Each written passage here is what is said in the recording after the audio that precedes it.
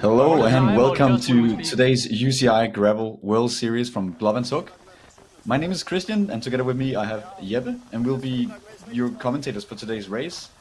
And these are the first live images and we are at the moment also trying to catch up on what's going on. And in the meantime, I think we will talk a little bit about what we're expecting today. So I'm going to lay it over to Jeppe, who will tell you a little bit about who today's favorite for the race is. We just looked through the recent update from Sports Timing, which gives us a live update on the race.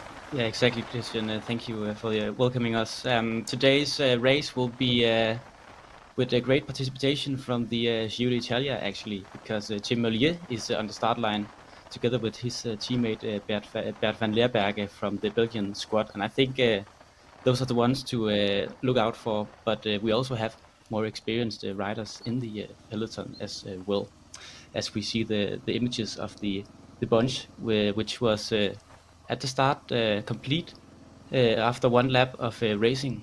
As we see, we are looking at the live leaderboard right now with Johan Norén from Sweden leading the pack.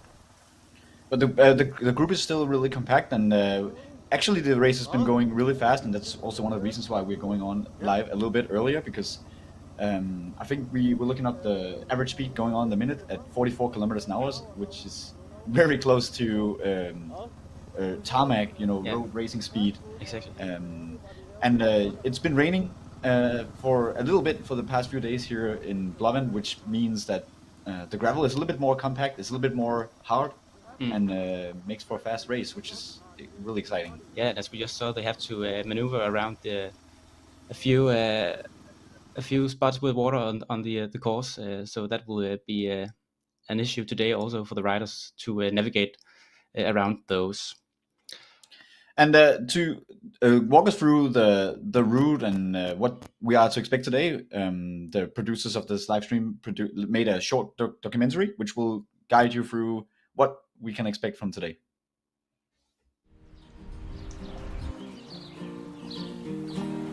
Welcome to sunny Blåvand. This is a typical Danish sunny day. We're sitting next to the beach, actually, at a coffee shop called Høfde 4, near the finish line and start line, enjoying a nice cup of coffee and a typical Danish dessert. It's also a restaurant, so you can enjoy some nice seafood, well deserved after doing a loop on the Gravel Challenge Blåvandshuk course. Blåvand is a typical Northern Europe vacation attraction, where you have tourists coming from all over Northern Europe to spend some holidays, enjoying the nice beaches and the nice views, and also, like I'm sitting here, drinking a cup of coffee and just enjoying life.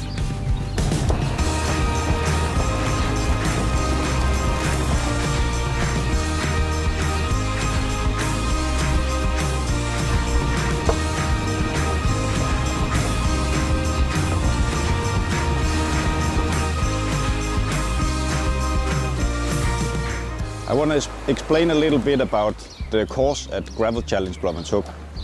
It's a course based on laps, 37 kilometers approximate, and it's a good mix of a lot of gravel roads, smooth gravel roads, and a little bit of tarmac, a little bit of single track also, just to mix it up.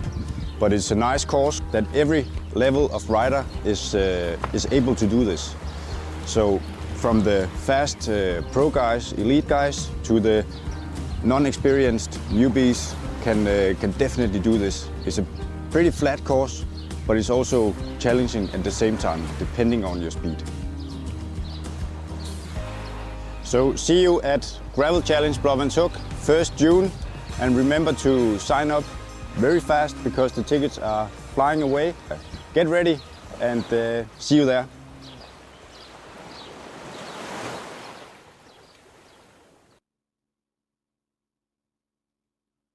Yes, and thank you for that presentation of the course. It's not only us that are speaking about the race today. We also have two guys on site with us, and that is Nikolaj Høsberg and Jakob Hinskavl, former professional cyclists. And guys, can you tell us a bit about what we are going to see today and what you can talk us through from the on-site? Thank you. Yes, we can, absolutely. We are sitting right next to the start and finish line here in Blåvand. With me is Jakob Hinskavl, and you're a former participant of this race when it was ridden for the first time last year, and you actually made quite a good result for yourself. Can you tell us a bit about your experience with the race? Yeah, last year I remember it was quite a lot colder than this year's edition. I remember standing at the start line in 5 degrees and rain. Today is a lot different. Good weather, plus 20 degrees. It's going to be a lot more fast of a race than last year. But still, we can see on the live images that we have a group around 16 riders that have broken loose from the rest. So it looks like it's as a hard start, fast start, and they are going at it on the course. Can you tell us about, for our viewers out there who maybe are used to road racing, maybe even cyclocross, but haven't seen gravel racing before, what kind of abilities do you need in order to actually make a good result at a gravel race like this? I think on a course like this, the last third of the race is quite technical, and there you definitely need some good technical skills, but on the rest of the course it's a lot of flat, fast gravel roads, so a lot of power would do you quite good there. So I think it will be the last part of the race will be benefiting the riders that have the good technique, but the strong riders with less good of a technique can definitely come back on the fast course, fast part of the course. So it's a bit of a mixed type of course. As we heard from Jeppe and Christian back in the commentary box, there's quite a few big stars here from the road cycling world. I mean, we have Tim Malje here, Bert van Leeuwenberg, both riding with Soudal Quickstep, and we also have a guy like Bjørn Andreasen, who is the world champion within e-cycling, who are all participating here. How can you convert your abilities from the road and maybe from e-cycling to a gravel race like this? Are they still favorites here when they're the best in other disciplines? Yeah, I think those are still some of the favorites, because you still need there's still a lot of things you can take from the road to a gravel race, with the distance and the amount of time you're on the bike and the power you need to put down on these roads. So I think the two riders from Quickstep, Leeuwenberg and Malje, they should be the big favorites if they don't have any technical issues and those kind of things. And last year I did the race. It was my first gravel race, and I came third in some horrible conditions. So I think if I can do it the first time I do a gravel race, those road riders should have a good advantage with their power in today's race. Jakob, this is the only Danish edition in these UCI World Gravel Series, and it's a little bit different from a lot of the other events around the world. I mean, in Italy, in Canada, wherever they're going, it's quite a lot different from the Danish edition. Can you tell us what's special about the Danish race in the gravel world? Yeah, I think today there's a little bit of wind. It could play a role in the first half of the course. It's a very, very fast course, quite open in places. It's a lot of sand on the last 1/3 of the race, where you kind of sink in a lot. We had a bit of a rain the last 2 days, but still I think it will be quite soft. But it's definitely more of a power course, because there's not a lot of altitude meters, so it will be a very, very good course for the heavier, powerful guys. So that's where it kind of is different to the other routes. Yeah, and we can tell that it may not have a lot of elevation, but it is still the longest race on the whole also gravel calendar, yep. With 155 kilometers in total. 4 rounds, about about 40 kilometers each on this course. And this, if you don't know the Gravel World, it's a bit special with all these events because you can actually qualify for something going into this. Can you tell me a bit about that? Yeah, I think it's if you qualify in the top 25 in your category, you qualify for the World Championships later in the season. So there's quite a lot at stake today for a lot of the riders. So I think a lot of the riders will have prepared well for this race. So there's definitely something up for grabs. And this year, the World Championships, they're going to spin off in Belgium in October this year, and there's a total of 25 events where you can actually qualify for this.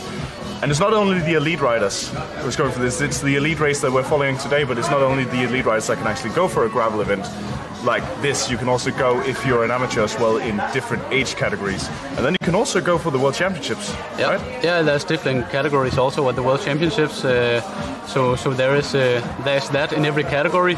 And then obviously also just riders coming here on a nice day to just enjoy a cool race and have fun and not necessarily think about a result, but just enjoy the route and the weather and the event. So that's a bit of everything today. And before the race was started here at 10 o'clock local time, we've been going on for about 1.5 hours so far. But before the race started, we were actually around the starting grid to interview a few of the riders. So we have a few interviews and we will see what we have to show you, which one of the riders we'll have to show right here. We have the quick step guys, I can say, with Tim Molier and Bert van Limburg. We did a short interview with them coming in.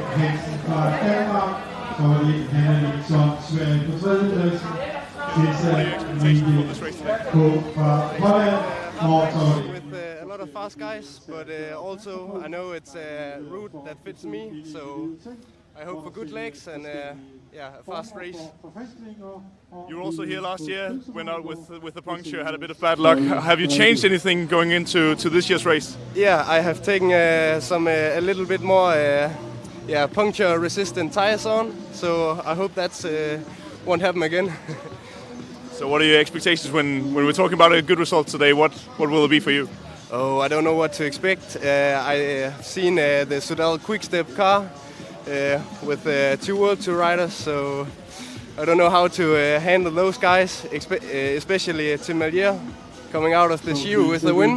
But everything can happen on the gravel. Are you going to qualify for the World Championships today? Yeah, I think so. Thank you very much.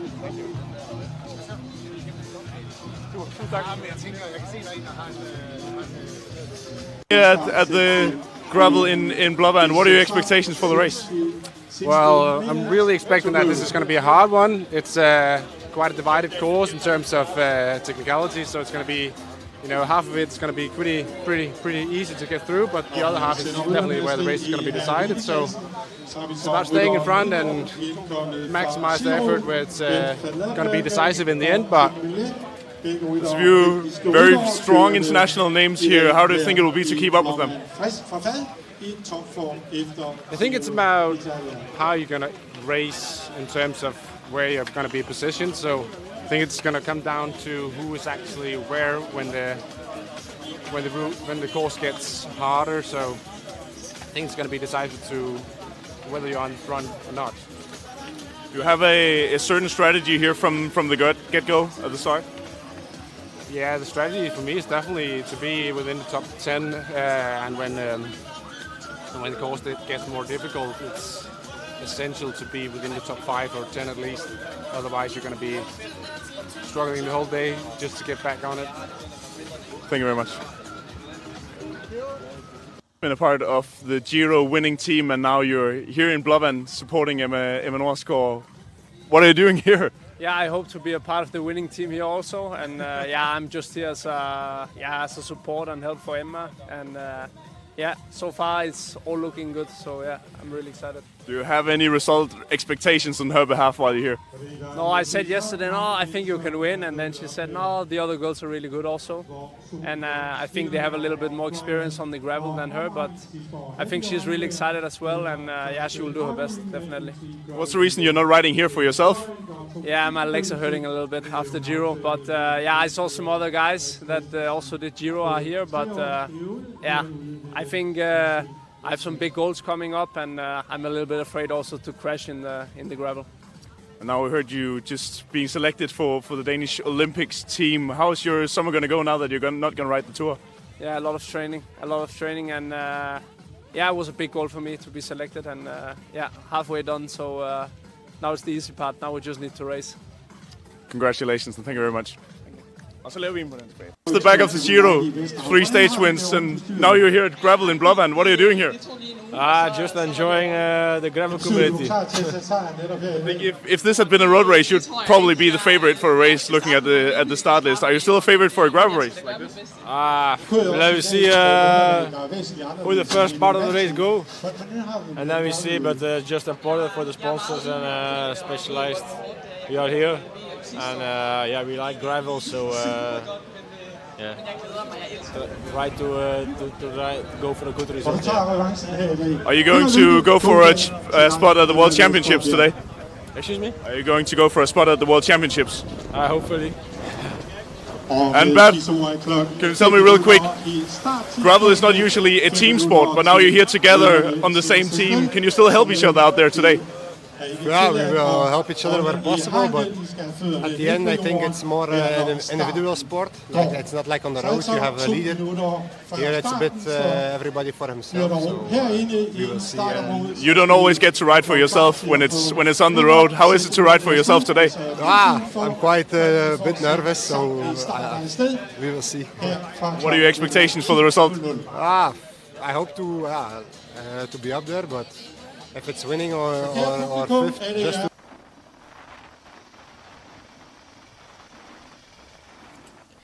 Yes, and we just saw a few interviews with the guys, the starting guys, and as we talked about before, Tim Melier is here, coming back from the Giro where he won in Rome, and when in Rome you also have to be in Blåvand, isn't that right? Yeah, Christian. You go straight from Rome to somewhere in the middle of nowhere in tiny little Denmark, and then he's really good at downplaying his own ambitions. Yeah, he's like, I'm just here to try it. Obviously he's looking to qualify for the World Championships, but a lot of the riders were ambitious about the possibility of that. It's the top 25% that qualifies, exactly. Which means we did some calculations with 64 riders at the start. That's 16 riders, the top 16, and as it's looking right now, the front group is consisting of actually perfectly 16 riders. Actually, so 17, I think. Yeah, 17. Okay, so there's going to be a little bit of drama coming up. Perhaps also there's going to be the chasing group might close in, and there's still something going on here. Tim Melier downplaying his ambitions. I think, for me, he is probably the biggest favorite today, especially with the speed going, and we know he's a really good sprinter, obviously. But yeah. Yeah, coming from the Giro, Mikkel Bjerg must be thinking, what are you doing here, mate? We just rode 21 stages in Italy, and now we're doing a gravel race as well.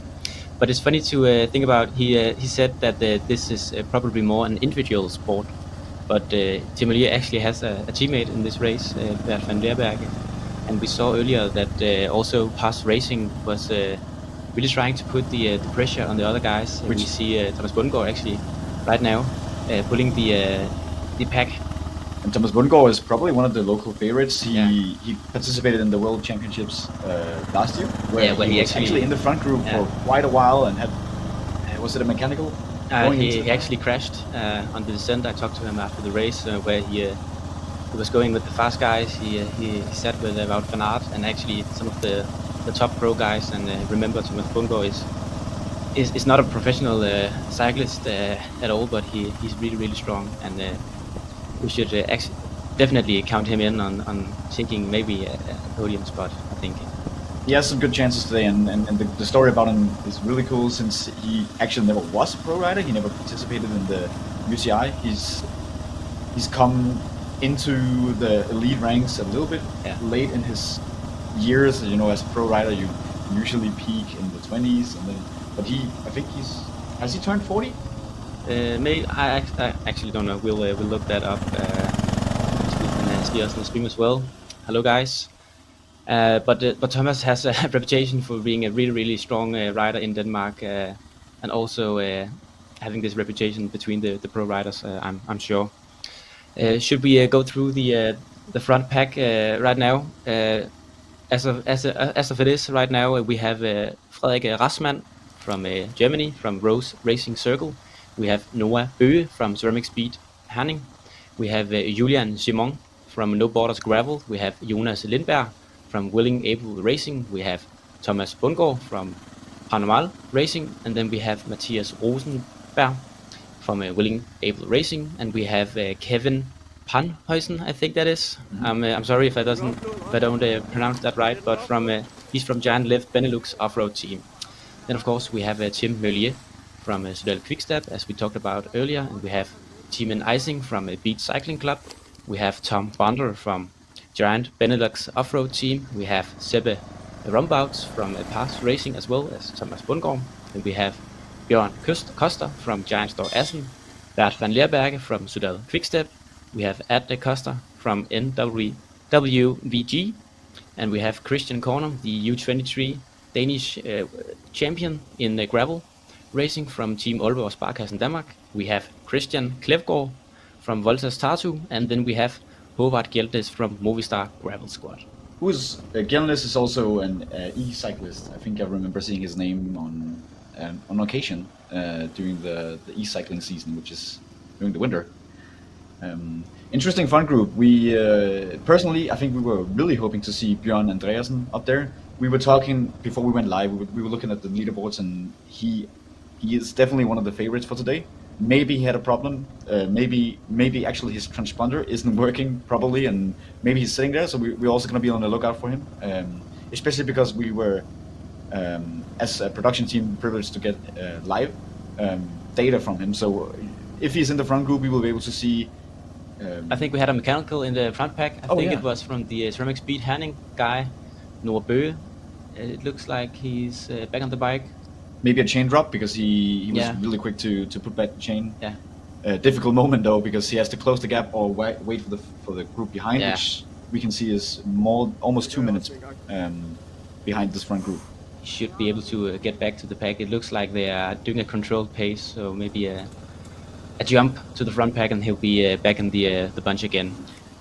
One thing though that separates gravel racing from road racing is that you don't have a following of race cars. You don't have a bunch of motorcycles. We do have one right now, because obviously like there's a Marshall going on in front of the pack, but also the camera bike, which is the one that's producing live images. But usually if you get dropped from the pack in a road race, you would be able to go into the cortege, I think it's called in English, but you'll be able to go into the cars going up behind. You can draft a little bit, and then you will be able to close the gap. In this kind of racing, if you have a mechanical, you're pretty much on your own. Yeah, exactly. So you have to have a bit of luck to win this race as well. That will definitely be some of the circumstances getting a win here. And I think we see now Tim Mølje putting the pressure on the pedals through this forest. Maybe we should talk about the route a bit, and how the different surfaces affect the race. I'll just look up the route here. So one thing we talked about in the introduction documentary about the race is that this is a very, very flat route. There's almost no elevation gain whatsoever. So all the attacks, everything you want to do to separate yourself from your opponents, you have to do that not on the hills, but you have to find technical parts of the route, perhaps like this, which you can see Tim Mølje is really taking advantage of. He's also coming from cyclocross. Pushing out of the corner. He's actually coming from cyclocross and had a victory this year in a cyclocross race as well. So he definitely has the technique to go around this course, I think. And Christian, have you ever been to Blåvand on the west coast of Denmark riding a bike? Not on the gravel, not on a gravel bike. Unfortunately, I've been there on my road bike, which I usually you go there and there's a lot of wind, and you have to like kind of expect to go really really slow in the headwind, and then perhaps really fast in the tailwind. Yeah. But, and it looks like Melier is really pushing the pedals right now. The guys are struggling to keep his wheel. I think it was 4 guys on his wheel. Looks like there's a bit of a gap between some of the riders. Oh no, they're still there. But Tim Melier definitely putting the pressure on the pedals right now, testing which one of the riders are the ones to beat, I think. We're still in the early part of the race. We're going 160 kilometers today, so you kind of maybe want to stay in the group. You can see you can draft here. Now we are on the tarmac. It's a little bit easier. It's a little bit more like road racing. We actually have 11.4 kilometers of tarmac today. As we see the cars going the opposite direction, the riders will have to look out for that. Let's hope that no one will get injured during this race. Yeah, these are some of the circumstances. In Danish road racing, it's very difficult to get clearances to close off the roads. So usually when you see a race from Denmark, you'll see the riders having to keep on the right side of the road and look out for oncoming traffic. And that's always like a little bit of danger, which is something you have to look out for. But at the same time, we're just happy that we can manage to pull off these races and see some of the beautiful nature of Denmark. Yeah, and as we talked about earlier, Christian Kornum is in the U23 Danish national champion jersey. It's beautiful, isn't it? Being Danish, seeing that out on the Danish roads. Obviously, we cannot pick favorites for this race. Danish people tend to have a tendency to go for obviously the Danish riders, but at the same time, there's always some pride in having World Tour stars like Tim Melier, Bert van Leerberge from Quickstep coming to this race to participate 1 week after the Giro, which is like you just saw Tim Melier winning in Rome, and then like now he's here, and he's actually also participate. He's not even just here for the placement. It looks like he's racing. Yeah. And that's gonna make for an interesting race. And then another thing I noticed when we saw them at the start line was that you had Tim Melier standing there, and then next to him you had a guy from Vejle Cykelklub, which is a club. And in a way, like it's one of the most romantic things about cycling is the possibility of having this World Tour star who just raced against the best in the world, won a couple of stages in Giro d'Italia, one of the biggest races in the world, and then a week later he's on the start line right next to a club rider who's just as ambitious, who's also looking to participate, and they're standing next to each other. They're going to race each other, and they perhaps even you see this club rider beating Tim Melier because he has the possibility now because he's racing against them. And that's one of the best things about cycling. And I think the gravel scene is exactly that. It's opening up. It's for everyone. Yeah, but also getting more competitive. It's definitely getting more competitive. Yeah, like the stars winning the world championships are now also pro riders. Yeah. Maciej Mohoric winning the world championships last year is also one of the favorites for the road race. So and we heard Jakob Hinskau talk about that he was third last year, coming with no experience at all. But this year, a lot of teams are competing as well on the gravel scene. More complete teams with a great setup regarding these races, and that's something new on the gravel scene. So we're starting to see these competitive races. Oh, was that a crash? Oh, was that a crash? Maybe the camera was just juggling a little bit around, but very, very technical and difficult part here. You see a lot of mud. You see some water holes, and especially coming from the dry surfaces, going into these wet mud parts is difficult. And immediately you see Tim Melier being on the front, like he knows where to be in this part of the race. And talking about a strong guy earlier in Thomas Bundgaard, we also have a strong guy in Jonas Lindberg, who also has a reputation for being incredibly strong, coming from a mountain bike background. So he's definitely also got the technique to be here today, and the power, at least. And it looks like Jonas Lindberg is going, also helping Tim Melier, putting in the pressure, making it a hard race right now. It's definitely an interesting part of the race right now because it looks like someone is trying to make a small gap, maybe make a split in the group. crucial moment. Yeah, definitely. And it will be interesting to see if the course will change during this this race, because the sun is out now, and maybe the route will dry up a bit. So we have a lot of water holes. Like at the moment, people are good at avoiding them, but we'll definitely see somebody going in straight into them, like right there. Yeah, you could also put a bit of pressure on a guy on the back of your wheel, just going through the border, spraying him with some mud, making it a bit more annoying to be on the back wheel. Would that be a viable tactic, actually? Go into the mud and then maybe get some grease in his chain, getting making him annoy him a bit. That's definitely a tactic. Definitely. So we see the picture go. But, yeah, and we're gonna go over to Nikolai and Jakob in a bit. Then they'll talk us through what they've seen so far in the race. Maybe Jakob can give us some insight into what the riders are thinking.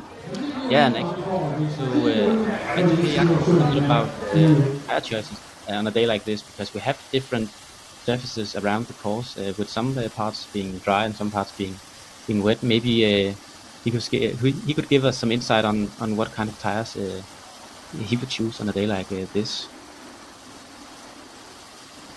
As we see a guy trying to start a bit.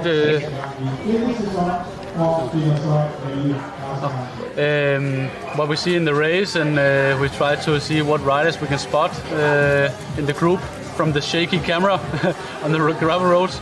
We definitely can see the two quick-step riders in the front, and also, as you talked about, Bundgaard.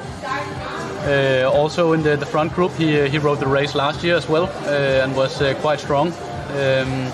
Expect him to be strong this year as well.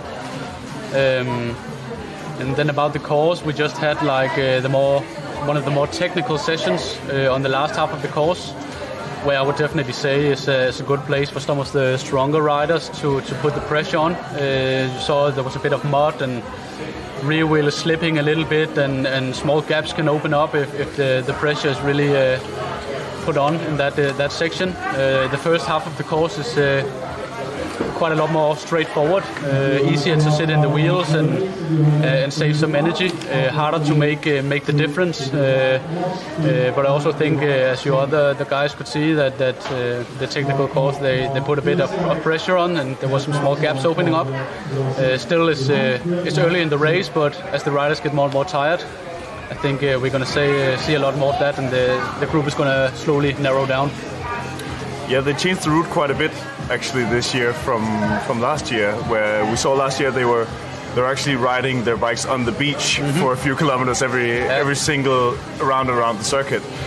But now they changed it up a bit. They added something called nature segments. Can you maybe tell me what are nature segments on the road? That's as I talked about. That's the more in the last half of the course. We're kind of riding on some gravel roads inside of a forest, and a bit of like single track action, where the group will be 1-on-1. You cannot like bunch up. So if a gap appears and you are like in the last half of the group, it will be very hard to like close the gaps again. So the best riders can make a big difference on those part of the course. So do you think that's where we will see the action happening, and where we'll find the winners today? Yeah, I definitely think that probably maybe even on the next lap on that section, the last 10 kilometers of the route, 15 kilometers, we will see the group start to narrow down quite a bit, and the stronger and more technically advanced riders will start to make the difference. Then we will start to be like halfway through the race, and people will start to get more tired, and we will see who has got the legs today, and also who has chosen the right tire choice on the slippy parts of the course. And when you say the right tire choice, because I looked up in the regulations for this World Series for the whole gravel event, and you can actually participate on a road bike or a mountain bike if you want. I mean, you can do pretty much whatever. What would you prefer going into an event like this? Definitely not a mountain bike or a time trial bike, but as we see, most riders choose like an all-road type of bike that you can ride well on tarmac, but also like Yeah, there's a lot of thinking about like equipment choice today, because you have the first part of the course, which is really fast, open gravel roads, dry gravel roads, and they have the technical part, the last part, where you see there's a lot of mud holes and it's very slippery. So on the first part, you would ideally want a tire with a very like slick middle, rolls very fast. But on the last part, you would want something with a bit more tread on the center, so that you don't like end up having a rear wheel slip out and suddenly you stand like across the road and get dropped. So it's a bit of a hard choice. Today would be a good idea to like choose a decently fast tire, but still with a bit of tread at least on the sides for the muddy parts, so you don't get completely dropped on that part, because you simply can't get any grip. So there will definitely be some thinking from the rider side on what tires to choose today. And as you can see on your screen now, we have some drone footage from the race today, and we can see this is actually one of the parts of the route where you really want the right tires, because it's very muddy out there. Yeah, you can see like the water holes and the mud holes. Like if you don't have the right tires for that, you just won't have any grip, and the gap will start opening up, as you can see here. A rider is hard to see who it is, but really pushing the pace, and gaps are starting to open up through the group. I'm not sure this is the front group, but the same counts for the front group on a part like this. You can really put the pressure on and start opening up small gaps. And when you put your pressure on these difficult parts of the course, what then when it comes to the open wide roads on the tarmac, will it all just be put together because people will start relaxing again, or what happens? Like I expect, like maybe the third lap, for example, it could start like opening up and being the front group could be divided into like 3 maybe smaller groups. They could kind of bunch together again on the past the finish line, where you have the more open gravel road. But as you get still further into the race, riders will get more tired, and those gaps will not be closed again. And then we will have a more select few riders on the maybe last 2 laps, or at least the last lap, I think. But after all, this is still only round 2 of 4 laps in total. So maybe we'll see that happen later when everybody gets a little bit more tired. Definitely will be exciting to follow. I think people out there may know cyclocross, and it can maybe look a little bit like that. How does this, when you see this part of the lap, how does this compare to riding cyclocross? Yeah, as you can see on the image right now, that will compare a lot to some cyclocross races. It's quite a technical session and really difficult. But generally, gravel is a lot faster than cyclocross, and there's no like running sectors like there is in cyclocross. In a gravel race, you would prefer to stay on your bike for the whole race. If not, then you probably crashed or something else. Oh, there's a crash actually there. You can see in the mud, because it has been raining for the past few days, so very slippery. And as how hard is it to stay on your bike in muddy conditions like this? And that's exactly the problem. Like, you spend a lot of energy on a part like this of the course, because you pretty much move your whole body to like control the bike and stay upright, and the speed is very low. So 1 or 2 kilometers of this kind of terrain really drains the energy, and that's also why we see already after the first lap the front group was only like 16 guys, and that's definitely because of this sector. Really narrows it down.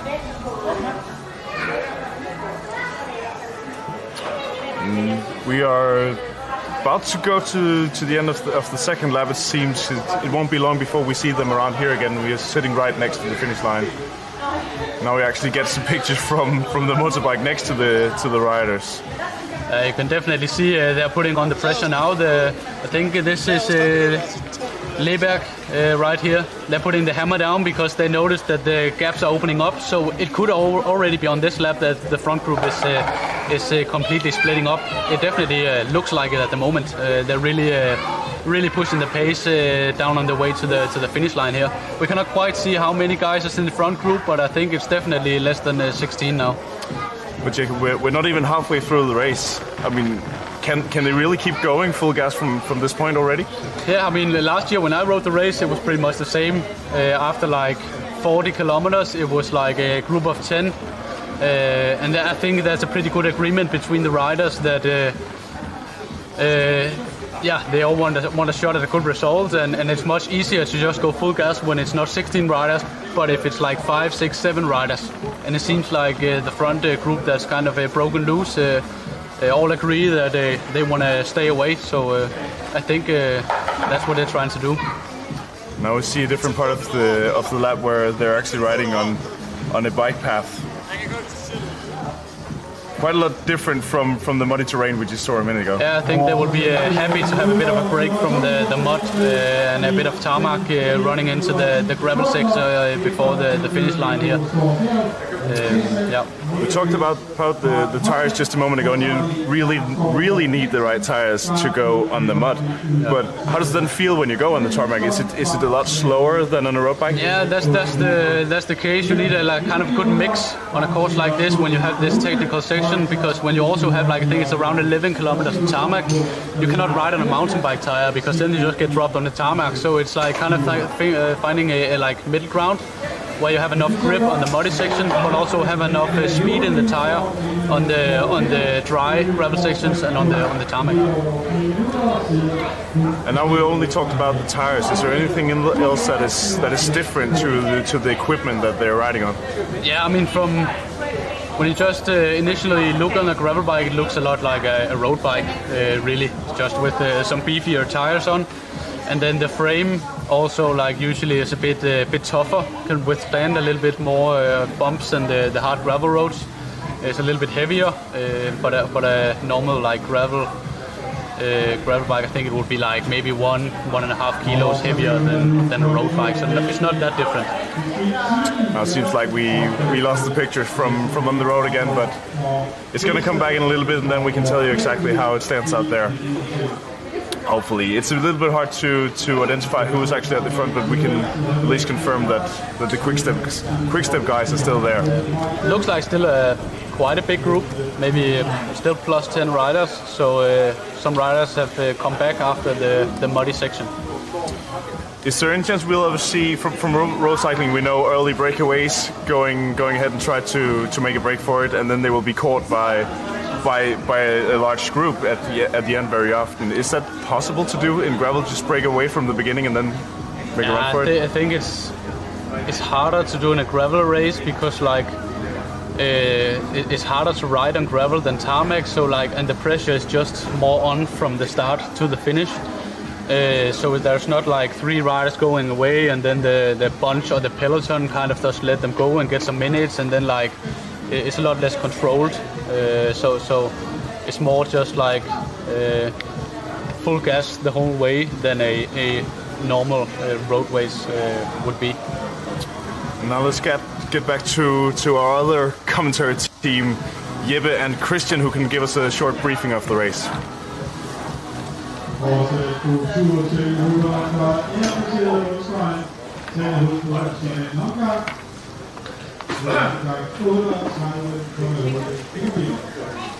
natural segment of the race where we had the mud going, and it's very technical, and obviously the cross guys, the Tim Millier, Bert van der Berge, were super attentive, and they used this moment to completely split the pack.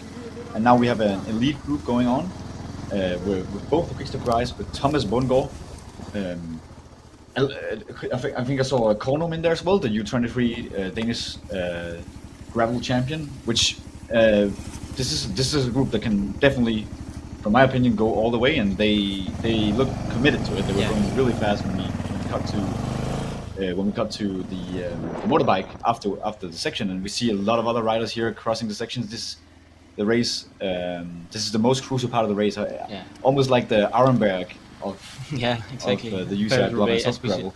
We just saw the crash again there, and as far as we could see, we think the guy crashing in the front pack was Mathias Rosenberg from Willing Able Racing. It looks like him on the footage, and as you just said, Van Leerberg actually engaged the other riders in taking a turn and making the hard race.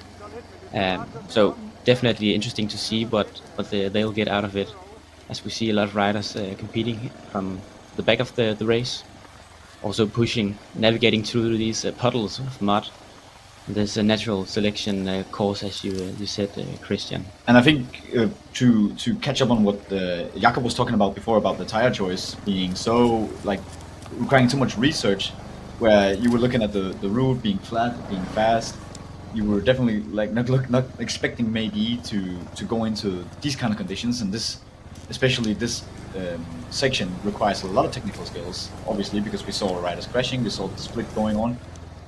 Can't wait actually till we go around on the next lap, see the front group hit this part again. I think everybody will be looking to going in on this section at the front of the race to avoid, you know, having to follow a line that is not good, or to be forced into a puddle, as we talked about before, about a rider just intentionally going in a more difficult line to kind of mess with the opponent.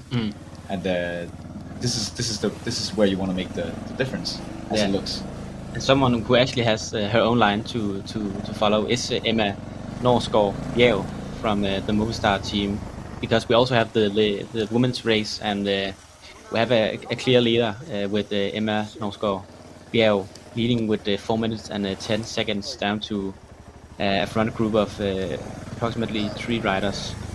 And we're actually only 70 kilometers into the race, and they're going 160 kilometers, which means that Emma Norsgaard Bjerg is going on a long solo ride in these conditions on these roads, and she has to finish it up. But also coming in as the big favorite, it looks like that she just made the difference early on and going on a long training ride.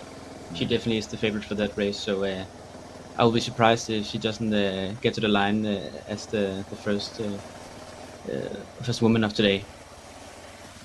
So the women's race, exciting for the second place as it looks. Maybe a mechanical for Emma Norsgaard, but she, with 4 minutes, she has the time to have a mechanical, fix the mechanical, get back on the bike, and still have a decent lead. Yeah, and we have to remember the women's race. It's top 3 of the women who completes and finishes on the podium. They will be qualified for the World Championships, and we also have another Danish rider who's actually also already qualified for the World Championships, Claus-Sofie Skovgaard. So maybe I think it's the 4th place who actually will get that spot now that Clara is already qualified.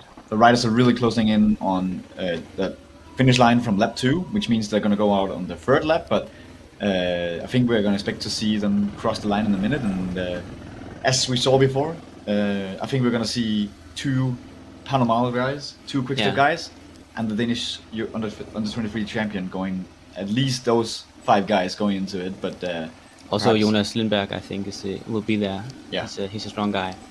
Will be interesting to see if Tim Merlier is interested in getting first to the line, solo ride, or he is comfortable with his sprint, because he is a sprinter, he is a world-class sprinter, so he will definitely be the favorite for that bunch sprint if that happens.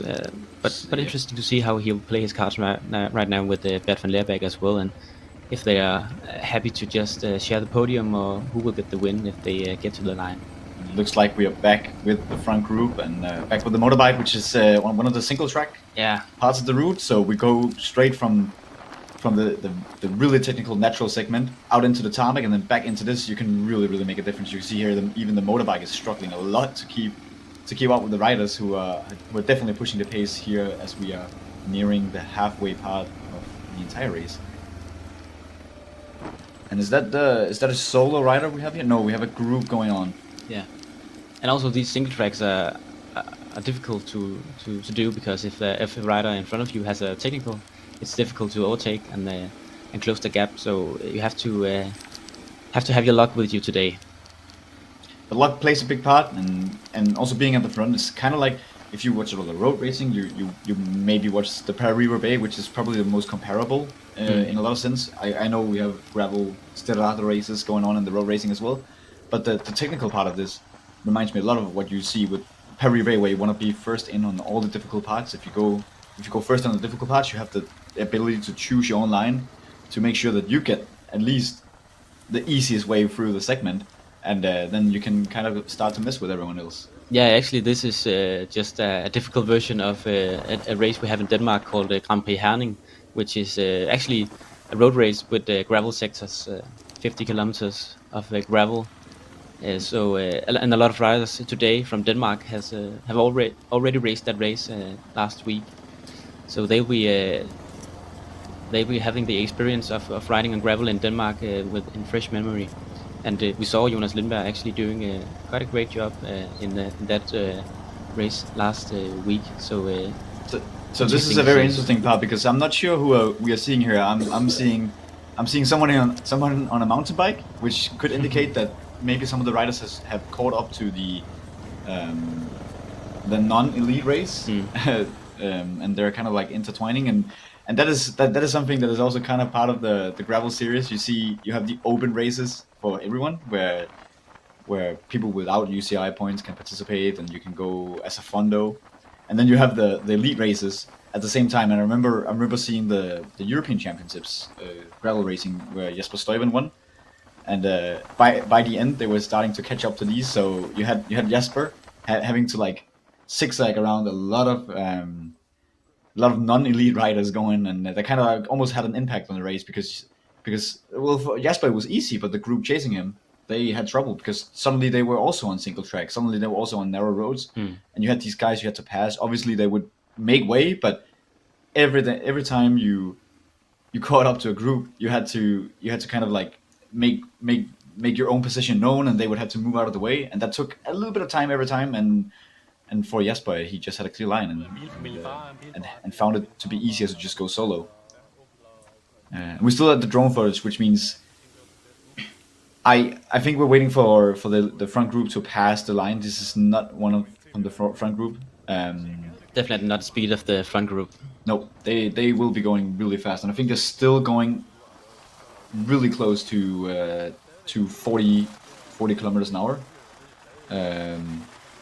Yeah, we'll just check what the speed is right now, because that's actually funny to think about, that you wouldn't think that a gravel race would be having to do anything with aerodynamics, but this race actually has maybe the potential of having to do something with aerodynamics, having to consider it when choosing your equipment. As of right now, the riders have done 43 kilometers an hour, which is pretty fast. I wouldn't be able to do that on a road bike on the tarmac. Not for that long that they've been doing it. They've been going like 70 kilometers. Yeah. At World Tour race speed, right? That you wouldn't expect a World Tour race to go at this speed, and that says a lot about the conditions. It says a lot about the riders going at the moment, and it says a lot about how the races have unfolded, because we've seen a lot of splits going on right at the moment. We have some of the favorites, at least some of the ambitious people in the second group, but then now they're probably in the fourth and fifth group. Yeah. And we have the elite group. I think we have images of the front group right here. Yes, we have. But yeah, and 40 kilometers is the benchmark for all equipment choices when developing aerodynamic equipment. They always choose 40 kilometers an hour. How much can we save? How many watts? So definitely something to consider when doing a gravel race with these speeds. How can I be more aerodynamic? And we'll also see the riders having deep section wheels, as we see right now. Yeah, here we have the front group again. So we're back with live images, and we're closing up on the finish line for the second time. See Jonas Lindberg. Yeah, I saw Thomas Bungård as well before, so this is definitely the front group. And unless somebody had an issue, but now let's look for the quick-start riders to see who's here. Yeah, and talking about the bikes, Jakob and Nikolai talked about it a bit earlier. As you see, a lot of the bikes have this more relaxed geometry, so a bit more upright position, but still with deep section wheels, and you're still able to get down in an aerodynamic position. The water ball is also being sprayed with mud, so you have to drink a bit of mud today if you wanna win this race. That'll be some of the sacrifices you have to make. Perhaps some of them will have a stomach flu. Yeah, exactly. But it looks like the cooperation in the group is quite good as of now. Out on this tarmac, the guys taking a turn, not pushing it too much, but making the speed as a group. Oh, actually, a bit of a split there, maybe an argument in the group. Yeah, they're probably figuring out who's not been taking any turns at the moment. When we got the first live images, we had a 17-man group. Yeah. But looking at this we're definitely down to perhaps only 10 people. Yeah, let's see if 10, we can 12 count them and people. get Yeah. them. Yeah, we'll know for sure when they cross the finish line and be out on we have the someone here. third lap. Someone here picking up his bike, walking back. It's a long walk. Yeah. Unfortunately, it's gonna take some time. Nice to have a chat from the motorbike as well. Is Yeah. it a quick step guy going right now? Oh, Yeah. he has to be careful. With He's on the phone. He's like, somebody come pick me up. Being a cyclist, you've tried that before. Yeah. Everybody has had that one mechanical that you just can't It looks fix. like his rear mech actually is hanging from his bike. That's difficult to fix when you're only in Lycra. You'd need a professional bike shop at least, or at least some equipment. It looks like Panomal is pushing again. Yeah. So perhaps we're gonna see some developments in the race at the moment. Yeah, and that's an advantage to have a team doing a tactic out on this course. Now that the course isn't that, we don't have that hill you can make a difference on. So you have to take in some tactics and think about it another way. How can we attack this course and make it the most difficult for the other guys, and especially for the World Tour guys, because they will be the ones that the other guys are looking at. Yeah, everybody's looking at Tim Millier, everybody's looking at Bert van Leeuwenberg, but at the same time, I'm thinking that Panomal racing with Thomas Bundgaard, who we know can do really well in gravel races, and a teammate with him, they should have some confidence. Yeah, exactly. And they also have, we can see that they actually do push the pace. So they'll be thinking we also have to take some responsibility, which is great to see. A lot of puddles going into this corner. You have to be you have to observe everything around you.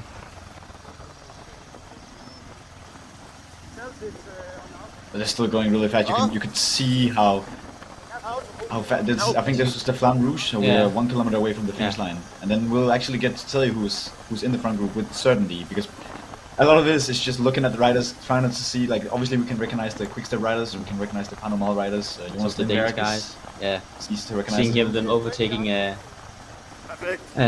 just an amateur. An amateur. Must be also cool for the amateur to see the participate in his own race, but at the same time you see what is obviously the front group. Looking down on your Garmin, thinking, oh, I'm actually going quite fast, and then whoosh. Yeah, suddenly like the Giro four-time Giro stage winner just passes you. Yeah. You're like, okay, maybe not. One thing I noticed is that the quickstep guys are taking a lot of poles, and yeah, for sure. And Jonas Lindberg just talking to his teammate Matthias Busk, I think. No, Matthias Rosenberg. What did he say? Maybe something about let's go take a turn. Stay in the front, maybe to be like you don't want to be in the you probably don't want to be in the last position actually. No. Usually you can draft pretty well in the last position, but at the same time, as we talked about before, that's also the most dangerous position. Like not even for yourself, but also like if somebody has a crash or mechanical in front of you, you're just screwed. Yeah, in Denmark we call it elastikken, the elastic. Every time you go out of corner, you also have to catch up with the front pack. Difficult. As we see Jonas Lindberg again grabbing a bottle. Yeah, now we're gonna cross the finish line for lap 2, going on into lap 3. Still a long way to go, so a lot can happen. I think we're gonna see a selection again on the natural part where we have the drone footage, and I can't wait to see the images of that. And you were actually quite good at calculating how many riders we have in the front pack, because we have 11 riders, so 10 to 12 isn't that bad. We have 11 riders, and the first guy crossing, as we see him right now, attacking the course, is Julian Simon from Belgium, from No Borders Gravel. And Jonas Lindberg, of course, second position. We have Kevin Panhuisen, we have Sebbe Robaut from Pass Racing, Chimène Eising, we have Frederik Rasman, Thomas Bundgaard, Mathias Rosenberg Pedersen, Tim Millier, Philip Mort, and Bert van Leeuwenberg. A lot of Belgians, and they can maybe look into cooperating. I don't know if there's tradition in Belgian racing for cooperating, but at least the Danish riders have a good There has been some trouble on the on the Belgian national team before with Wout van Aert and Remco sharing the captain's role. So maybe there will be today, but they are at least teammates on a regular basis. So I think they will be communicating really, really well. Let's see. We saw Julian Simons make a little bit of a gap and taking maybe a little bit of a bold move actually, because you still have a long way to go. I think Nikolai and Jakob wants to tune in a little bit, so let's see what they have to say. Yeah, we've just seen the front group riding past us here at the finish line for the halfway point of this race. Yeah, can you tell me, what are you thinking about when you're sitting out there and you've given it full gas for the first 2 rounds and you're still only halfway there? Yeah, I remember from last year that already halfway into the race, like it's just full gas from the start. You're just sitting there thinking like you have a mud in your eyes, and it's just it's just full gas, and I think it's a bit the same for the riders out there right now. The heart rate is at the max, and but still the weather is good, so I think they have a good feeling out there. It's a nice course. The sun is shining and it's hard, but I think they're enjoying it. Now we see pictures of the mud section here. Definitely will be some mud on the glasses and in the eyes. I remember from last year that in the rain the day after the race, I still had a blurry vision because I had so much sand in my eyes during the race. Don't think it will be quite as bad today, but still on the muddy section here, it will be hard to look through the sunglasses. So maybe some riders will choose to drop the glasses on the way to have a better chance of seeing. We can see after the front group passed us here, riders are coming on one by one with quite some distance between them. How can you still keep yourself motivated for completing the race when you're falling behind and you're riding on your own for the last part of the course? Yeah, it's difficult if you're out there on your own, small groups. Everything is just blown to pieces completely. But cyclists, they're tough people. So usually you don't have a puncture or mechanical. And the sun is shining, helping a little bit on the morale. So I think a lot of riders will be finishing the race still if it's small groups and it's tough. So yeah. And apart from the riders still on the course who we've seen past the finish line here, we've also seen a lot of people going right past us who have abandoned the race already, with a lot of mud on their bikes and in their face, going around our backs to clean themselves up, because that's definitely what you need after a race like this. Yeah, for sure. I think quite some mechanical issues for some riders after the muddy section as well. We saw on the pictures a guy walking with his bike on the phone. I think he's not the only one. So some of the riders that abandoned here and that we see going around here is probably suffered the same fate with some sort of mechanical. And then as our other 2 commentators mentioned, you're on your own in a race like this. A lot of riders choose to have a saddlebag with some plugs. If you have a puncture, you can plug the tire and have a CO2 cartridge to fill up the tire with air again. But if you have a rear derailleur that's hanging off, that's broken, there's nothing to do. There's no service car, there's no spare bike. That's just bad luck. So you have to cross your fingers in a race like this not to have those kind of issues, because then you're just out of the race. And let's say you can maybe have one puncture and then you have a spare tube or something, and then you can keep on going after a loss of time. But if you keep on puncturing multiple times during the race, what can you do? Yeah, there's not much to do. I remember last year Kasper Askren, also a quick-step rider, he punctured going down on the beach in the sand. I think he broke his belt on the tire. And he ended up standing there for 10 minutes trying to fix it. He had some spares with him so he could fix it, but he was just out of the race. So that's just the luck you don't hope to have in a race like this. And if you're in the front group now, I mean, it's only 11 guys up there at the moment. If you have a puncture, is there any way that you can still make it back in the race? I think honestly, if you have a puncture from the front group in a race like this, you're not in the mix for the podium any longer. You can still like finish the race and have a nice day on the bike, but a lot of the guys here today they hope to make a result. So if you have a puncture, it's almost impossible to make a good result. So the riders that are in contention for the win today will definitely be riders with no punctures and no mechanical issues, because if you have that, then it's just almost impossible to get back, unless maybe you're Wout van Aert or something, but he's not here today, so I think that will be difficult to make it back after a puncture. Now that you mentioned Wout van Aert, he is actually one of the guys who's also taken up gravel. I mean, he was racing the World Championships last year, but ended up not getting the result he wanted after a lot of bad luck. Matej Mohoric, we all know from the road as well, ended up winning the World Championships.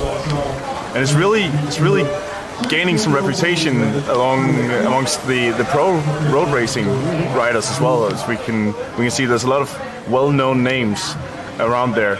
Do you think we'll see more and more riders from the World Tour in races like this? Yeah, I think so. Like you can see Melier and his teammate coming here. Like I think they're enjoying a day like this. Maybe a bit of heavy legs after the Giro, but gravel racing throughout the past years here has grown a lot, and it still keeps growing. You can see the amount of people that are at this race.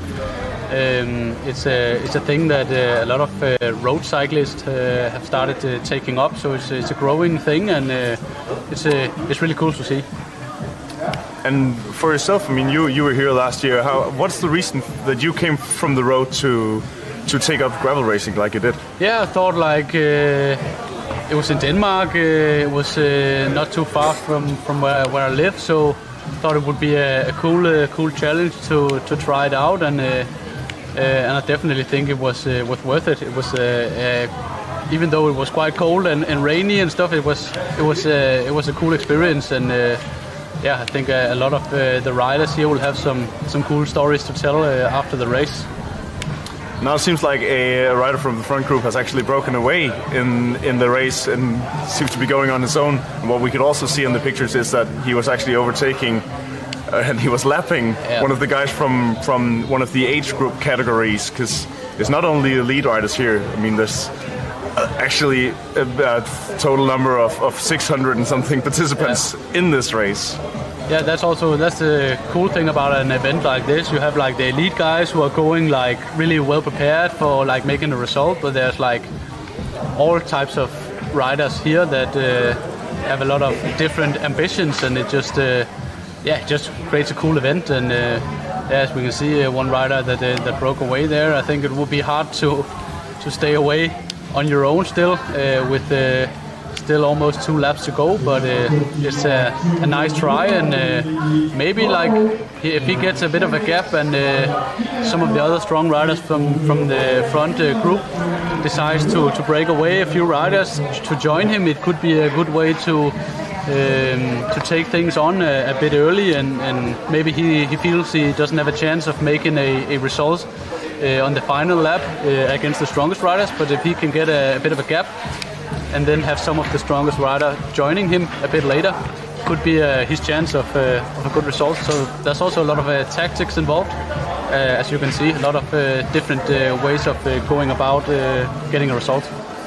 And we can see here in the muddy part of the course, it's very chaotic at the moment. It seems like a lot of our riders have problems staying upright on the bike. How does the mud change throughout the race? Because I feel like it must be harder the more riders who've passed that area. The more riders who go through the muddy sections, the more like they just like drive up the mud from all the puddles, and it just gets more and more slippery, as you can see on the picture. Before, a guy just taking a tumble in the grass, which shows that it's definitely not getting any easier, which is also for us watching racing a good race, so it's pretty cool. Yeah, and with that I think we'll send it back to the studio and our 2 other commentators. Yeah, thank you guys. As you just mentioned, we have a guy in the front now. It's Julian Simon from Belgium No Borders Gravel. We also had a few questions in the chat, so let's catch up on that, and we'll talk about that. And some of the questions were, what is the gap between the front group and the back of the race? As we see, Julian actually getting caught again by. Yeah. First of all, by the Julian quick is not step. alone in the front No. anymore. So that's crossed off. Okay, let's talk about the gap to the guys going from behind. We have a few guys actually on their own, and we have Adne Costa and Tom Bonder, who was a part of that front group at first. We also have Håvard Gjeldnes and Christian Klevgaard. They all The two Norwegians. Yeah, the two Norwegians. So the two guys from the Netherlands, Adne and Tom, are 50 seconds behind. We have Håvard and Christian, the Norwegian guys, and they are around 120 behind. Then we also have a big pack with a lot of Danish guys and German and Belgian guys, and they're almost 5 minutes behind. So they're like, for them to come back, that's a long way. The splits are in gravel races compared to road races, as we also talked about a little bit earlier. When you have no cars following, no mechanics, nothing to draft on, the gaps can grow substantially really fast, and suddenly like the guys are out of vision. You cannot see them. You have no idea how hard you have to push to catch up because you have no radio. And that makes the gaps go up quite a lot. So from the front guy to guy number 30, we have 10 minutes between them, only halfway through the race. So what we're looking at right now is that for the guys to win at the moment, we have to look, from my perspective at least, on this front group, and these are the guys we're looking at. Yeah, and one thing is to win. Another thing is to qualify for the World Championships. And as it looks like right now, the front group will all qualify. So if you're in the front group and you want to qualify, you can just be on the back of the wheel and have yourself a great time riding around on the West Coast, if that's possible with these speeds they're going at. But now they're secure. They know that they're going to qualify for the World Championships, and then the fight will be between the guys behind, and that's the guys from the Netherlands, the two Norwegian guys. And will they get caught by that? We actually have a guy between the back of the group, the group with 5 minutes behind, which is Bjorn Costa, yes, from the Netherlands as well. So as of right now, they're going to qualify top 16. So actually 3 guys from the Netherlands and 2 guys from Norway. Will be interesting to see if the group from behind will catch up to them. If they do, that opens up the race a little bit for the qualification. There's a big group, so if they cooperate, there's a good chance for them to get back into the qualifications. Yeah. For the front group, though, now I think they're all certain they're gonna fight for the win. So anyone sitting here right now is potentially looking at a possible UCI World Series win, and I think everybody here right now has the confidence to believe that it's possible. And actually, maybe we have a split in the group again. It looks like it's minimized. A couple of guys. I think it still looks like there are 10 people there. They have been passing a lot of amateur riders from the other age groups. So a little bit uncertain if that's what we're seeing. I think they're around 8 right now. So maybe the guys coming from behind, trying to close the gap. I think that it is, yeah. But we still have Tim Malier, the clear favorite for today, in the front group. We saw Tim Malier and Thomas Bundgaard before discussing a little bit. I think they were trying to figure out, okay, what if we all pull? Then we are definitely clear. There's still more than an hour's racing left. Yeah. But interesting to see that Julian tried to go for it alone, as we see Tim Malier, I think it is, trying to go for it. Actually, I think this is a Bert van Leerberge. Is that? Okay. Yeah, I was looking at the sleeves to see if I could see the Belgian, the Belgian stripes, as he's been the Belgian champion. Also, I actually, think he isn't gravel. Supposed to. Is he also the travel? Actually, don't know. That is a really good question. I think we have to look up on that. But at least Tim Malier has been. I think he has the Belgian stripes. Yeah. Maybe he doesn't have any other jerseys. Yeah. Oh, but it's really interesting to see a guy like Julian trying to attack the course, because looking at his body type, he looks like a rider being more comfortable riding uphill, and this course certainly doesn't fit that. So interesting to see him trying to go far out. I also think Jakob talked a little bit about how this is a course for the powerful riders. You want to see. Might have the diesel engine. Yeah, exactly. Just and that's what you see in definitely Bert van Leerberg, who's also a good cobblestone rider. Also Tim Mallier. I don't think he's ever done the Paris-Roubaix competitively. Like I don't think he's been in the front group, but Yeah, he perhaps has. he's been focused. Yeah, but has he ever been close to anything? Because I think he was the best quick-step rider this year, actually. Oh, he was. We'll look that up as well. But let's take a few other questions from the chat, maybe. Yeah, one of them was a technical one, and this is where your expertise comes in handy, because somebody asked about the regulations concerning the angled shifter grips on the handlebars, where you see a lot of people, definitely in the front group here, have them shifted inwards, which I think is an aero choice, at least from my knowledge. Yeah, it's a question that requires different views and different perspectives. So we'll try and go around that. Of course, there is this aero advantage of having maybe the hood a bit closer, so you can be more aerodynamic. You can get your arms close, but also it's an ergonomic issue in some people's perspective. But yeah, the UCI have regulated this going into this season, and they now have this bracket, 3D printed bracket, which indicates how much the brake lever actually can be angled, and what the actual angle is. I don't know if that's even a public knowledge, but they have this device they regulate it with. If they're going to test it today, I don't think so. So the riders can just do whatever they want, I'm guessing. But also on gravel handlebars, we see they have this kind of flare, which will naturally make the levers angled a bit more on some of the bikes.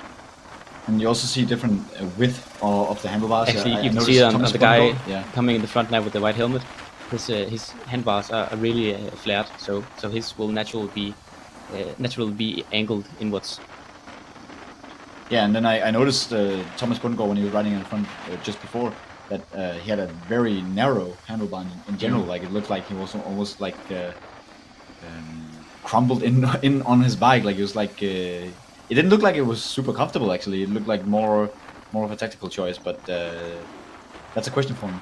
Yeah, exactly. It's up to people whether they want to have a bit more comfort and have a really wide bar. Some gravel handlebars are up to 50 centimeters of width, which is really wide. Mm-hmm. And then some guys like Jonas as well, Lindberg, we can also see that his handlebar is really not that wide. So yeah, it's a personal preference that some of the riders may choose to have. But yeah, today I don't think that the UCI will regulate it that much. My guess is, as we just saw, Thomas with his really narrow handlebars as well. And a quick count, as you said before, there's 8 riders here, so that means somebody dropped. Yeah. My guess is actually was Philip Moore, the Swedish guy. Yeah. From Lennart Sport Seiko, who was unfortunate to not hang on to the group. We saw Fredrik Rashman from Rose. He's still in the group. He was riding with a backpack. Yeah. Which it's a bit unique to gravel racing to see somebody ride with a backpack. You would never see that in anything else, because that would not be an aero decision, like a choice. Like you wouldn't go for anything that would compromise aero. So why go with the backpack? Yeah, I actually think he has water liquid in his backpack, so he can just quickly get a straw, and then he'll be able to drink. Maybe he's unsupported during the race, doesn't have anyone to hand him a water bottle at the finish line. So maybe I think it's actually like a hydro pack, I think it's called. And then you can also obviously store a spare tube if you want to get home. But I don't think the guys here have any spare tubes. They're probably all riding on a tubeless setup with this liquid closing any holes. If the tires get a puncture, they can quickly get back and maybe just lose a bit of pressure. There must be a lot of nerves going in. Like every time you go into a sector, you must be fearing that you get the mechanical. Like right now, you're in the group, you have the possibility to even win the race, and then like any minute you could have a mechanical, and it would definitely like destroy your chances of winning the race. Yeah. let alone maybe even qualifying. Because how long would it take you to fix your mechanical? A puncture, maybe like that. You could probably with a tubeless, you could probably plug it and get some air in it. But what happens if your rear derailleur or something messes up? You don't get to have a spare bike going, and there must be some nervousness in here, like where you're just praying that it's not going to happen to you, it's going to happen to someone else. Yeah. And then just hoping that won't affect race, and then it's going to be a lags if anything. That actually affects the outcome of the race. Yeah, it's just trying to relax before the race, making sure that you're fit, and then having the best equipment possible is of course a nice thing to have as well. And interesting to see Thomas, as we just saw him before, Thomas Bundgaard, who really has this aero profile. He has really narrow handlebars and really deep section wheels, also with the oversized pulley wheel system from Ceramic Speed. So if he did put on road tires, it would look like a normal road bike. I actually think he's riding the S-Works Crux, which is actually a cyclocross bike, which interesting is choice, because the tire clearance for cyclocross bikes are usually a little bit narrower. You cannot go 40 millimeters. I think you can go 40, maybe 38 at least. But then again, like in the conditions today, that's I don't think you're gonna go. Somebody came in from the wrong angle. Maybe somebody took a wrong turn at one point, and maybe somebody took a shortcut. And as we can see again, the quick step guys putting on the pressure, really trying to make it a difficult race. The past guys looking back. Yeah, but also like we're back in the forest, and last time we were in the forest, we had some technical parts, and perhaps the road narrows a little bit now. So let's see what happens, because it doesn't look like they're afraid to pull the race apart even this far out, and that's kind of in the spirit of the gravel racing, like that you just go hard from the beginning to the end, and you're not sitting and waiting. No. And even Tim Valliere, who we know has a really good sprint, he should be able to win from any group. Yeah, but also the experienced guys from the World Tour forcing the other guys, the amateurs, to take their turn, encouraging them to make it a tough race, and that probably will be something they have to pay later in the race when we get to closer to the finish line, which we are all over halfway in the race. So from now on it will be pure acid building up in the legs. Yeah, a lot of them are probably thinking, maybe I can conserve some energy. Maybe I can cheat Tim Valliere to take like an extra pull every now and then. But at the same time, Tim has Bert van Leerberge. Probably like they both want to win. But when you've won 4 Giro stages, when you won in Rome a week ago, there's probably a clear hierarchy in that team. And I think Bert, even though he's a really, really good rider and perhaps the second strongest rider in this race at the moment, he knows that it's Tim Valliere's race to lose at the moment. It must be an interesting experience also being in this group with a World Tour guy who's just won 3 stages in the Giro. So I think guys like Jonas Lindberg must be thinking, wow, I'm really here in the front pack with Tim Valliere and Bert van Leerberge. Yeah, it's gonna put some confidence into the guy, and it probably maybe a win coming off. Maybe not today, perhaps today, we don't know, but in the future. When you're sitting there as an unexperienced rider, and you're sitting next to the pros, and suddenly you're following them, they're attacking you, and you're marking their attacks. You're actually not getting dropped. They're actually acknowledging your presence. Yeah, perhaps even Tim has yelled at him, saying, "Oh, you have to take your turns as well, because this is not only my job to do this." Must be some experience, and I guess it helps you grow as a rider. Yeah. And then at the same time, you have Thomas Bundgaard, who raced the world champ, and he's never been a pro rider. Yeah. And he's right there. Like sometimes I think he must be thinking, "Oh, maybe if I tried it out a little bit earlier in my life, what could it have been?" But then again, now he's competing. Yeah. And he's getting all his results now. So yeah, and he has the experience from riding with the World Tour guys before, so maybe he's a bit more calm in this situation, thinking, okay, I have to also think about myself and save some consume some energy as well. Looks like there's a little bit of a good cooperation going on right now. Some truce actually between nobody's looking to attack at the moment. As we saw before when we got to the natural segment, that's where everybody like the hammer drops, and that's where everybody's trying to actually pull the race completely apart. And can't wait to get to see that again, because that was like even the imagery going on with the drone pictures just looked super cool. So hope we have a bit of a gap here as we're just passing by an amateur. Yeah, maybe I was too early about the cooperation. Like I don't like if they allow gaps to happen, they're not sure who's actually pulling. Oh, maybe that was an attack actually. We didn't get to see it because the camera is also trying to get ahead of it and not interfere too much with the race. Yeah. And oh, actually, I can see Nikolai is together with Mads, the main event organizer of this race, and I can't wait to actually hear what Mads is thinking about the race. He must be really proud of what's going on right now and seeing how the race is unfolding. So let's go to Nikolai. Yes, as you said, I'm here with Mads Christensen, who is the race organizer of this gravel event here in Blåvand. And Mads, first of all, tell me, why do we need a gravel event like this here in Denmark? Because I think gravel is such an important part of cycling now, and it has so much attention from everywhere, basically. So that's why I think we should have a race like this in Denmark, because Denmark is a pretty big cycling nation with many good riders and a lot of history into cycling. So we also need to create some history for gravel cycling. You can tell me, we don't have a lot of elevation here in Denmark, so how did you still manage to make this race as hard as it is? We can easily find elevation, but not in Blåvand. I think we have like 50 meters of elevation today in total of one loop, so that's not much.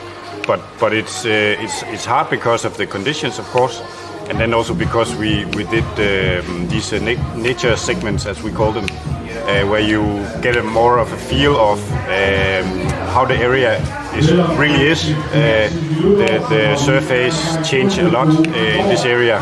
You have the smooth gravel roads and the really like fine prepped roads. At the military area and the government forest, and then you have like the more wild, segments that we have also seen the riders have some problem crossing. And I mean, we have so many participants here. We have a lot of support around this. We have more than 600 participants for this run. Do you see it becoming even bigger than this in the future? It's possible, yeah, it's possible. But it's only possible when we have people around us to support what we are doing.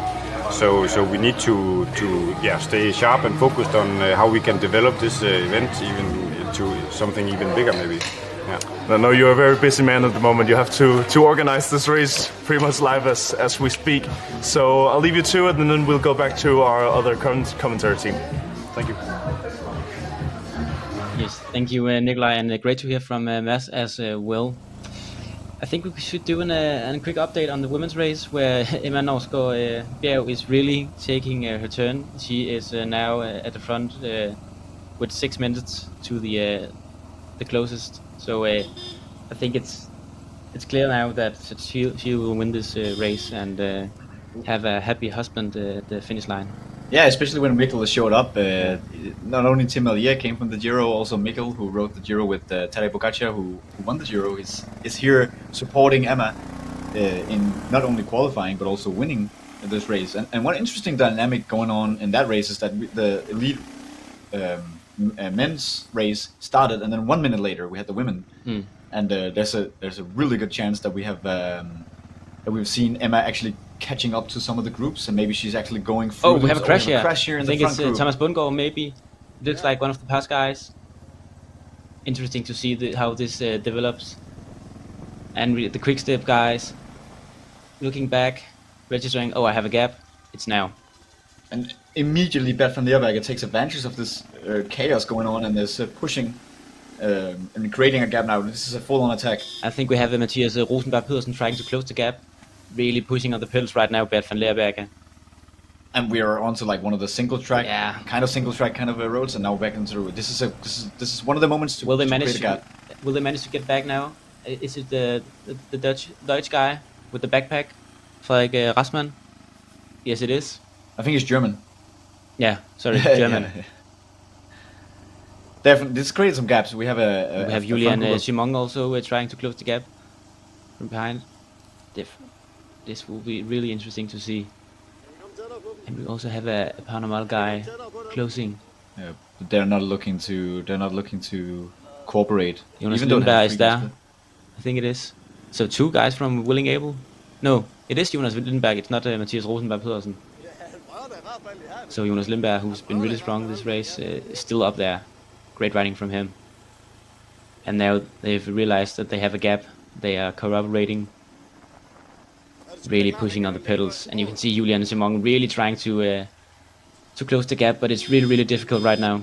Yeah, he knows that he has to close it right now, because 3 guys, they can definitely make a cooperation going. That's the podium right there. So you kind of want to close it fast, because suddenly you're back into one of the difficult sectors, and then the gap will just grow. Horrible situation for the Panamal racing team, because there's no one there from their team in the front group. This is a beat cycling guy. We have the Rose cycling guy. We have Julian Simons from No Borders, and then we have Bert van Leerbergen also. Yeah. And another cool dynamic is that Tim Millier did not make the front group, so he's also left behind. And I don't think with Bert in front, but will he be pushing? Because definitely he wants to get back to the front group. He has to do that. And will that be a great opportunity for the past guys to get on his wheel and maybe close the gap again, so they can be 8 men in the front? It will be really interesting to see how that develops when we get the images. And here we have the I think this is this is the front group with Bert van Leerbergen who made the split. He immediately reacted after the crash, and that's one of the moments. Like you have a crash, it creates a chaotic, confusing situation, and if you take advantage of that, then that's where to attack, because if you just push right there, then you will create a natural split, and then everybody has to work to get back on your wheel. Yeah. And, so 5 guys in the front right now, doing a cyclepath and a bike lane, looking like 5 Danish riders out on a nice and easy group ride. Yeah, but this isn't any group ride. This is hardcore racing. Yeah, and we have the camera guy trying to see if he could actually catch a glimpse of the chasing group that we could not. So we have a 5-man group in the front right now. That's a difficult one to catch up to. So they would have to stop, stop cooperating to open up the opportunity to people to catch up. Yeah, and here we actually have the updated group. We have Frederik Rasman, we have Julian Simon, we have Timon Eising, it actually is. We have Jonas Lindberg, and we have Tim Millier. Is this the updated? Maybe we're looking at a different time. No, there's a good chance that we confused Tim Millier and Bert van Leerbergen, which wouldn't be the first time. Yeah, So pardon us for confusing them. It's a bit difficult sometimes. They look a little bit alike. They have the same kind of stature and the same shirt. So the front guys have a gap to the closing guys. Sebbe Rumbouts, 5 seconds, and then we have Thomas Vestergaard Bundgaard. He is 13 seconds behind the leader, so approximately 8-10 seconds from the pack. And then we have Kevin Panhuisen, Mathias Rosenberg, and Bert van Leerbergen, also probably 15 seconds behind. Yeah, and so definitely a chance to get back to the front pack. Yeah, it's completely open still. This is a very crucial moment, because anything can happen from here on, and we're back in where we had these large puddles before. Actually, I think they are coming back right now. Looks like it. Yeah. And it looks like it's the 2 pass guys. So Seb and Thomas Bundgaard. Yeah, and Tim Millier not taking that much of responsibility right now. The pace isn't that high. The guys are coming back. So in short time we have a pack just like we saw before, and so everything is back to normal. I was just about to say, but will be interesting to see how this affected the race. Actually, the past guys are trying to make to the front again, trying to stay out of trouble. Yeah, he's just like, nope, you're not That's getting my in front of line. me. Yeah, trying to make the race as short as possible, cutting the lines. Yeah, I think it is Thomas Bundgaard, so he is looks to be okay. If it was him that crashed in that corner, he is back on the bike and it looks quite relaxed actually. And as you can see, the course has dried up a bit. I think earlier we saw that this part of the course was way muddier. Of course, the puddles are still there with a lot of water, and you definitely want to go out of those. But the course is getting a bit drier right now. Wasn't this the part last time where we saw them going into the forest and they had to actually take some sharp turns going around where Tim Millier pushed the pace, because that could be a really good moment.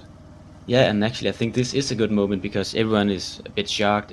Maybe some people have tasted the lactic acid maybe a little bit too much, and if you got through this quite comfortable, this is the moment to try and get a gap if you don't expect the here we see the guy thanking the motorbike for pacing. Yeah, can you push the pace? Gas up a little bit, actually.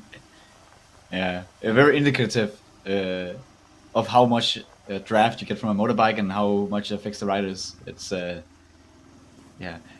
it's a good balance between you wanting to have the good picture but also not affecting the race. Yeah, exactly. And those two normally don't go very well hand in hand. If you want to get close to the riders, you accidentally also affect the race a little bit. Yeah, and speaking of Emma Norsgaard Bjerg, earlier we actually have an interview with her, so let's go and hear what she had to say.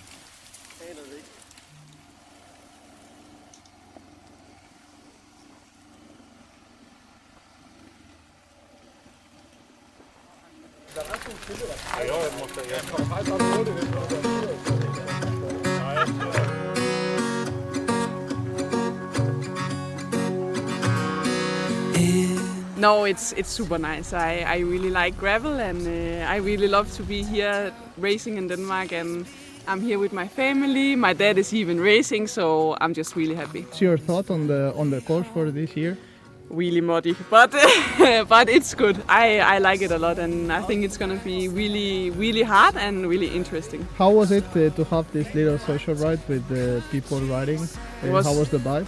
I was super nice. Everyone was super nice and chatty, and yeah, we took it chill today. Maybe tomorrow they're gonna flick me, but it's good. It was really nice. Do you use the gravel bike a lot? No, I do a lot of gravel here in Denmark, especially. It's super nice roads here, so I do almost every time I'm in Denmark. Do you want to go to World Champs? Yes, for sure. I want to go, and hopefully I can go. Where do you think the race can be decided, or how do you imagine the race happening tomorrow? Oh, it's really long. It's probably gonna be 5 hours race, so I think it's gonna be, you know, in the last hour people are gonna die like flies because it's really a hard course because it's super muddy and it's slow. So for sure it's gonna be on the long distance. For sure pure power, but also in the really muddy sections. I think if you crash, it's gonna take a while to get on the bike again. But for sure in these sections. How is it racing in Denmark? Do you feel like it's different racing at home? Yes, I love it. I love racing here, and I see this as a family trip. I'm here with my husband, my mom, and my dad is racing tomorrow also. So it's really nice. Okay, and good luck for tomorrow. Thank you. Yeah, nice to see Emma Norsgaard Bjerg on the social ride. It's great to see these World Tour riders riding with the real people. I was just about to say the amateurs. It's cool to have a glimpse of the professionals sometimes. Also nice to hear Emma enjoying racing in Denmark. When you know she's won a stage of the Tour de France, she's run a lot of races in the entire world, but also like just loving to get back home and race here. Where you probably raced the roads before, you know, when you were growing up and everything. That's really nice to hear. We have had a few questions in the chat. Again, and some of the guys were asking how long and how many kilometers do we have left. And as of right now, we had a split at the 98 kilometer mark. So we're guessing as of right now we're at the 105 maybe. 105. We are close. So- We definitely haven't passed the 116 kilometer mark, so we Yeah. are somewhere in between 98 and 116. So we're guessing around 105. They're going pretty fast, so they will get to the next point Yeah, so soon. 1.5 hours left of racing, I think. maybe. Yeah, if they go the same pace, Yeah. they will guess. The race is 160 kilometers, so yeah, in about 1.5 hours we'll have a winner, and that's probably also why I'm expecting to see more attacks now, because now the riders know, well, it's so close. I can go alone from here. Yeah, and they've also ridden the course a few times now. They're more comfortable with the conditions and where on the course they want to attack. So definitely they'll be going. There will be attacks as of right now, and that's just exciting for us as viewers. It is, and another question that we got was if there's any live tracker, because one thing is having us tell you what's going on. You can also follow the live tracker, which makes it a little bit easier to see what's going on. What we are using is the sportstiming.dk website. It has a live section where you just go to the leaderboards page for the race, and then you can get the same kind of a ticker update as we do. We're a little bit in the blind in between. They pass through some gates where the GPS tracker on the bikes will give us an information of what's going on, but in between those points, everything is up in the air. What's going on? We have to kind of see what we can see. And I see we going back to the drone footage, which means that possibly in a minute we will see the riders go into the most technical part of the course, and then this is where all the action happened on the last lap. So I'm excited for this. Yeah, and feel free to ask any questions in the chat on YouTube. We'll look up if anything new happens, and then we'll try and answer the questions you may have regarding this race, because it is not often that we have gravel races in Denmark. So let's make it fun and ask a few questions if you have any. And I think what we're seeing here is not the front group, but that's probably the chasers actually, because we have Harvard Jelnes. Yeah, exactly. The movie star rider with the brown pants. With the brown controversial bits, at least. Today. Some may agree. And these guys are about 3 minutes behind the front group. So the front group is a little bit further up the road in the natural section. And so we're in the blind here, but at the same time we also get to see the chase a little bit, which is also interesting to see how these guys are cooperating. And I think the cooperation is a little bit more difficult in this section, but at least they found a group. So there's still a slight opportunity to get back in the race. But from my experience with gravel racing, not that I've ridden that many, but from what I've seen, is at the moment you create a gap, the chances of people catching up to you, they just decrease for every minute you pile onto it. And usually the best tactic for a gravel race is to just stay in the front as much as you can. Yeah, exactly. Just like a cyclocross race, you have to be at the front where everything happens, and to take any circumstances that you didn't expect into consideration when going as fast as these guys. So and I think it will be difficult for these guys to get back to the front pack. We can forget about that, but definitely they have the opportunity to race for a qualification spot for the World Championship. So definitely something on the line for these guys. Yeah, they also they maybe have to worry a little bit more about the group behind them, because the group behind them, which was a fairly large group, is still compact. They're still together. They're working together to bring themselves back into the race, and they're actually only 2 minutes behind these guys. And it's the top 16 that qualifies, and these guys finish up the top 16. They're actually right now they're qualified, but if they get caught, then they have to fight for it again. And that's a bit more of a worry than the win, because it looks like the win has sailed off into the horizon. But you still want to qualify for the World Championships, and a lot of ambitious guys are trying to catch you. Yeah, and speaking of qualifying for the championships, we heard Christian Kornum, the U23 Danish champion, gravel champion, saying that he was quite confident that he would finish in the top 16, but as of right now, he won't qualify. So no, he's not even in the front. He's not even in the chasing group. I think he has had some sort of issue that has put him way behind, which is a big shame. Unfortunately, he must be really disappointed. Yeah. But And also we have a lot of guys actually DNFing. So let's talk to those guys. Leon Philipp Gottwald from Germany has DNF'd. We have Samuel Monday. We have Peter Tidemand. We have Misha Groß. And we have Nikolaj Henriksen and Mathias Busk Selin. And actually here we have the live images of the guys in the front cooperating once again.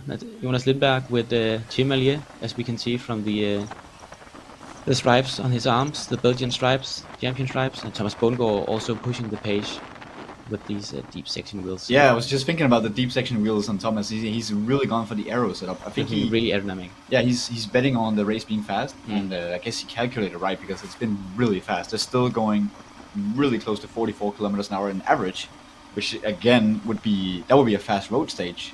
Yeah, and comparing him with the giant Stor Ascent rider from Kevin Panhuisen, I think it is, on the giant bike from the Benelux off-road team. Looks way more relaxed in his position, and actually I think he could save a few watts if he had a bike that benefited from a bit more of aerodynamic development, just like Thomas has put into consideration. The same look. Oh, you hear this great squeaking. That's usually because they're about to take a sharp turn, and here we are back on the gravel. Looks like.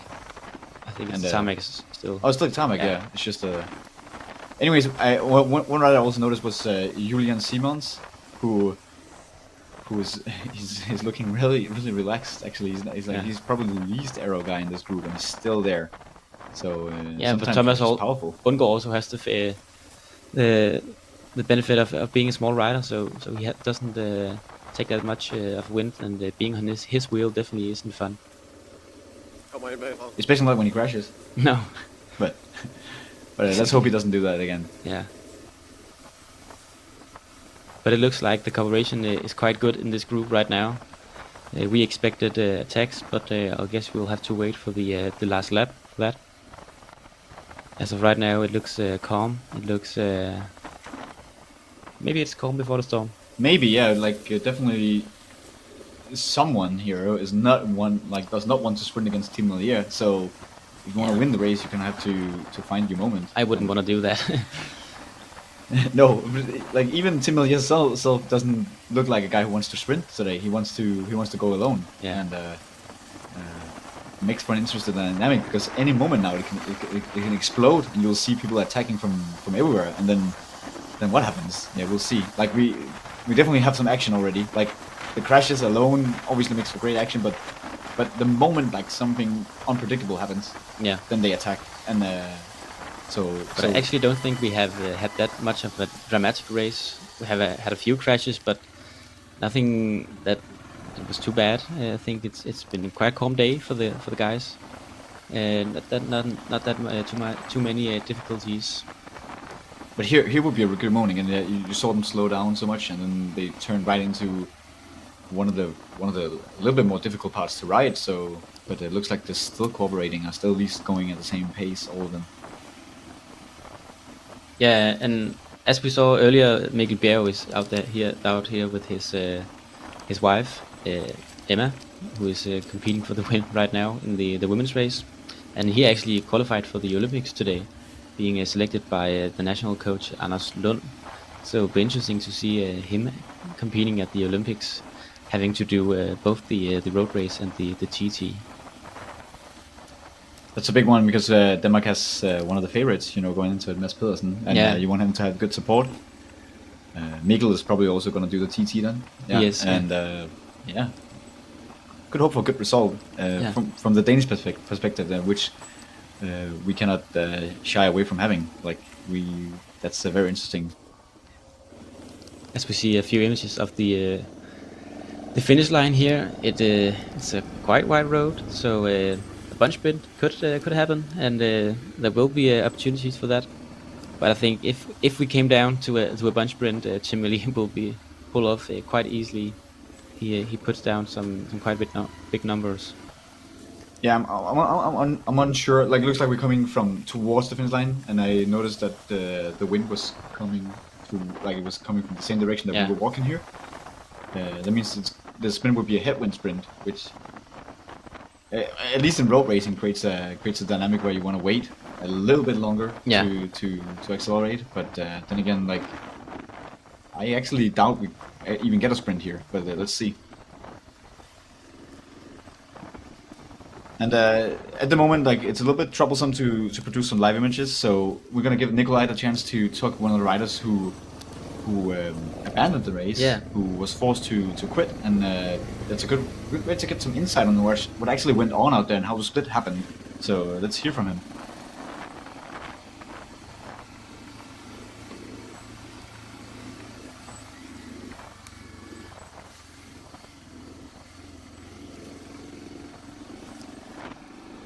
And if not, we'll just continue talking. Yeah. We see a lot of the amateur riders going in, also age groupers wanting to qualify for the World Championships. Same rules, 25% of the race qualifies of the starting list. So if 3 people...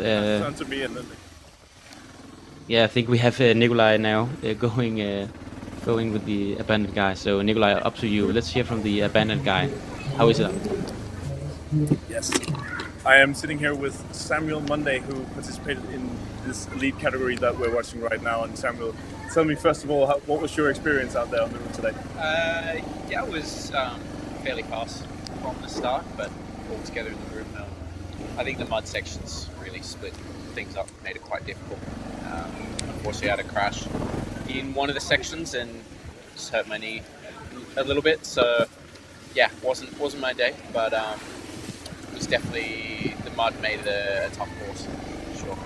And can you try to explain to us how hard it is actually to manage your balance on the bike on the course like this? Yeah, I think maybe tyre choice probably makes a bit of a difference, but it was quite difficult.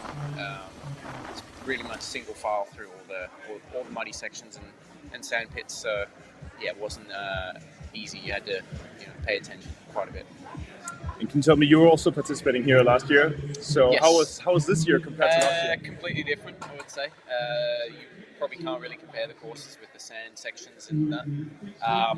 A lot of fast sections on this course, but then a lot more technical than last year for sure. So definitely need some skills out there today. And even though it's not as rainy this year as it was last year, weather's definitely makes it a lot nicer, but it's quite muddy out there, definitely.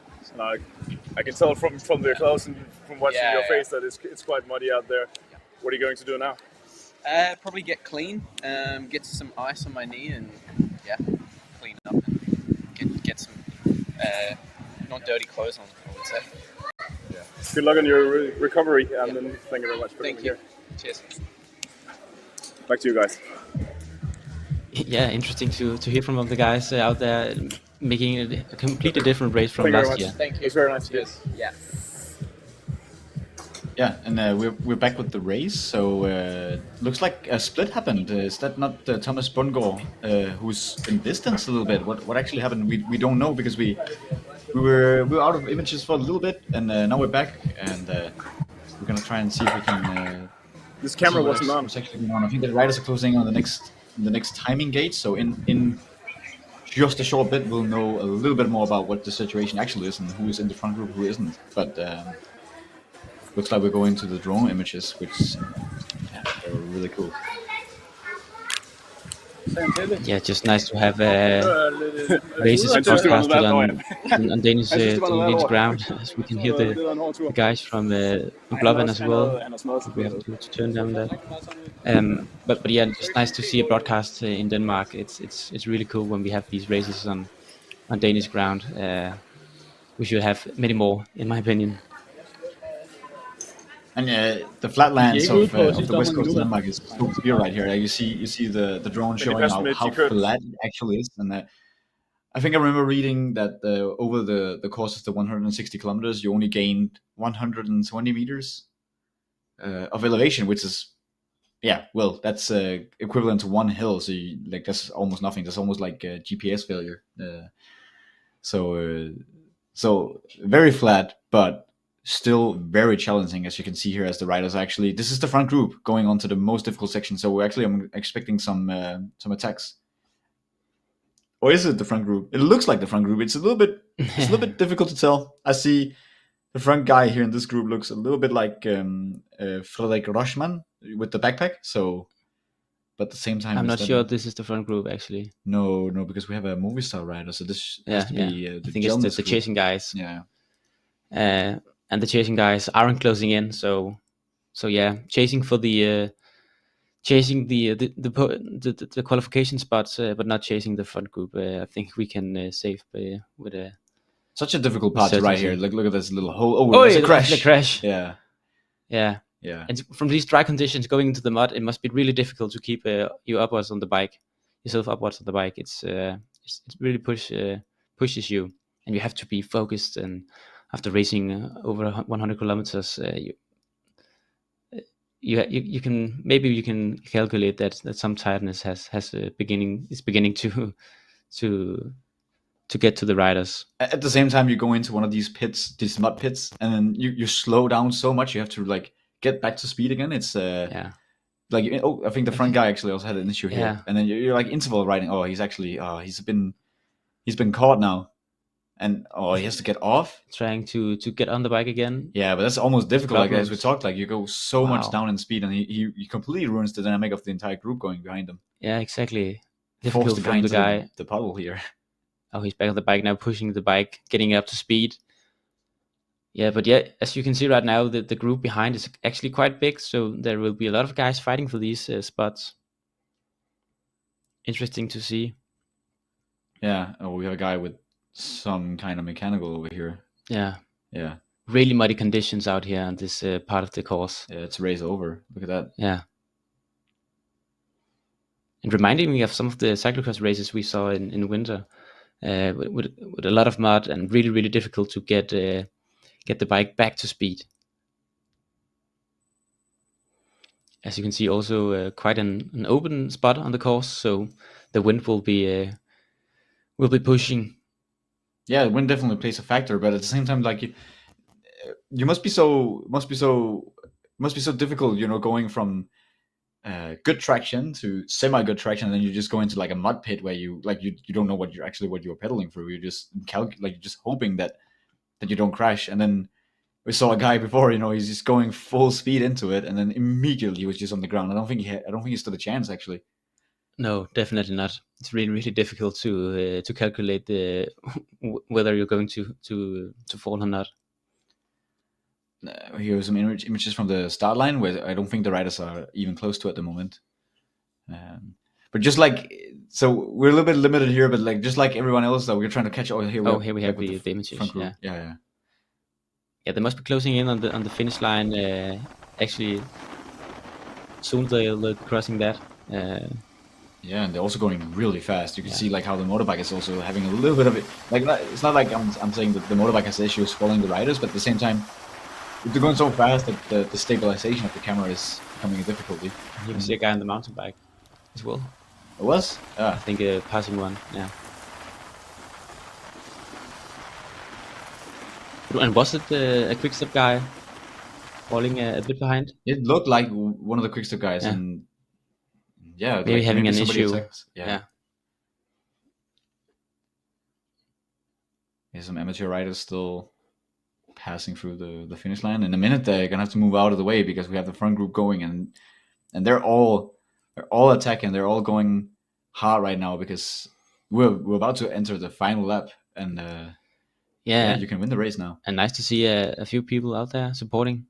It's Blåvand is a popular place for a lot of Germans actually to have their vacation in Denmark. Us Danes, we don't want to do our vacation here. We want to have sun, and but today is a nice day to be in Blåvand with the sun out here. It's looking really good. Yeah, but when the sun is shining on the west coast of Denmark, it's a very beautiful place. We can always recommend going here. So yeah, like not only for the Germans, like we all come here every once in a while. The west coast is a special place. But never go swimming there. Actually, like that's probably my number one recommendation. Like the water can be a little bit tricky, and it looks like some place where you can go swimming, but that's where it goes wrong. I don't think the Danes ever swim here. It's a bit dangerous to swim at the west coast. with the wind and the waves swallowing you almost.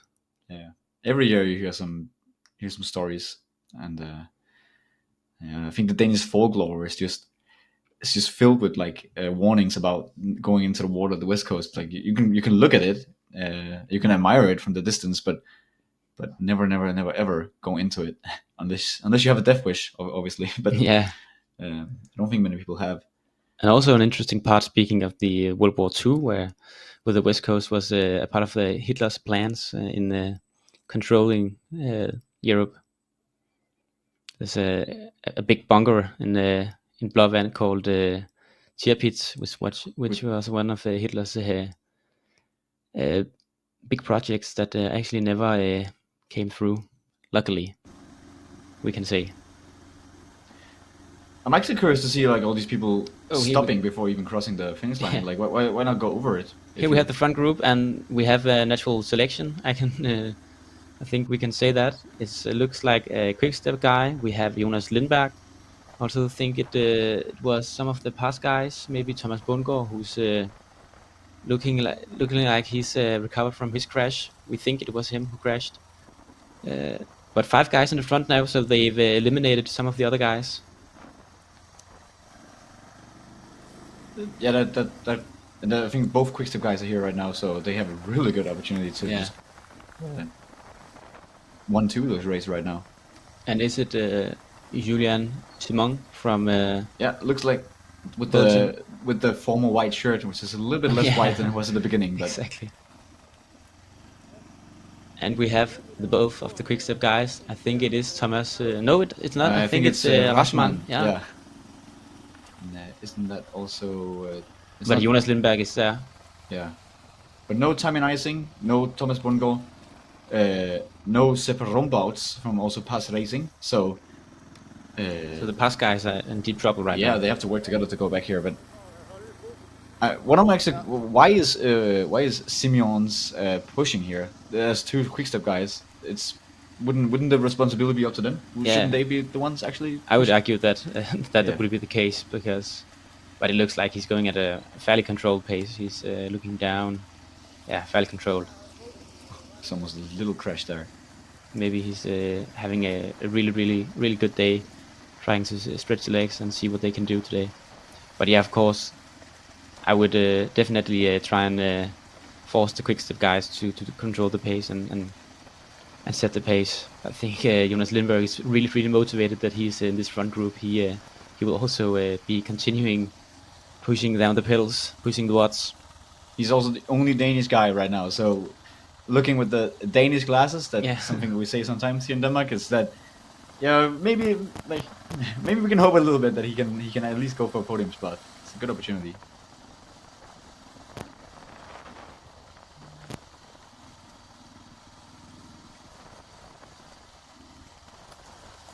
And now we're closing on the third lap finish line, which means we're gonna go into the final lap. Yeah, the Flamme Rouge, as it's called in cycling language. And they're actually overtaking some other riders. Yeah, I think the broom wagon. Yeah. But once again, they are collaborating. It looks like a good cooperation between the riders, wanting to get to the finish line, these 5 guys. And yeah, as you said, the quickstep guys have a really good position right now.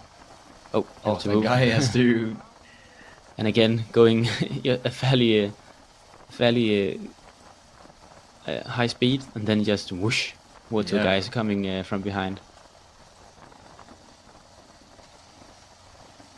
Last lap we saw Julian Simon attack straight like over the finish line, and maybe he'll try that again. Like the smaller the group behind him is, the bigger chances are of actually getting away. Yeah, there will be tactics, but yeah, the quickstep guys, they are 2. They can 2 guys up there, so they can pull him in fairly easy. I think it will be a tactical move, whether you'd want to go to the finish line or try and bridge them from far out. Yeah.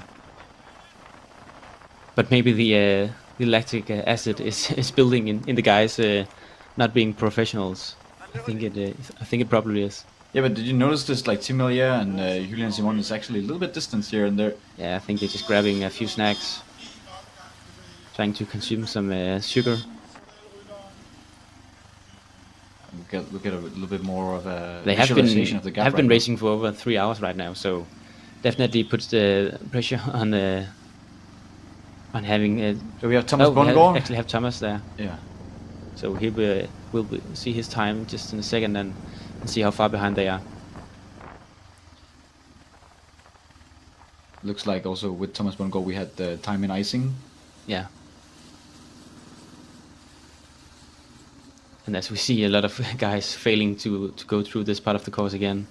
Really difficult conditions with the big puddles. Yeah, it wasn't time in icing, it was Kevin Panhuisen and Matthias Rosenberg. 30 seconds, which is still fairly close, they can come back. But we have 4 guys in the front. We have 5 guys in the front and then 3 guys chasing at the moment. Yeah. But yeah, this moment is actually quite a good moment if you're ready to sacrifice maybe a gel, because the other guys will relax right now and try and get some water, get some sugar in the body for the last lap, and then maybe you can try and close the gap while they are being a bit more riding at slower pace.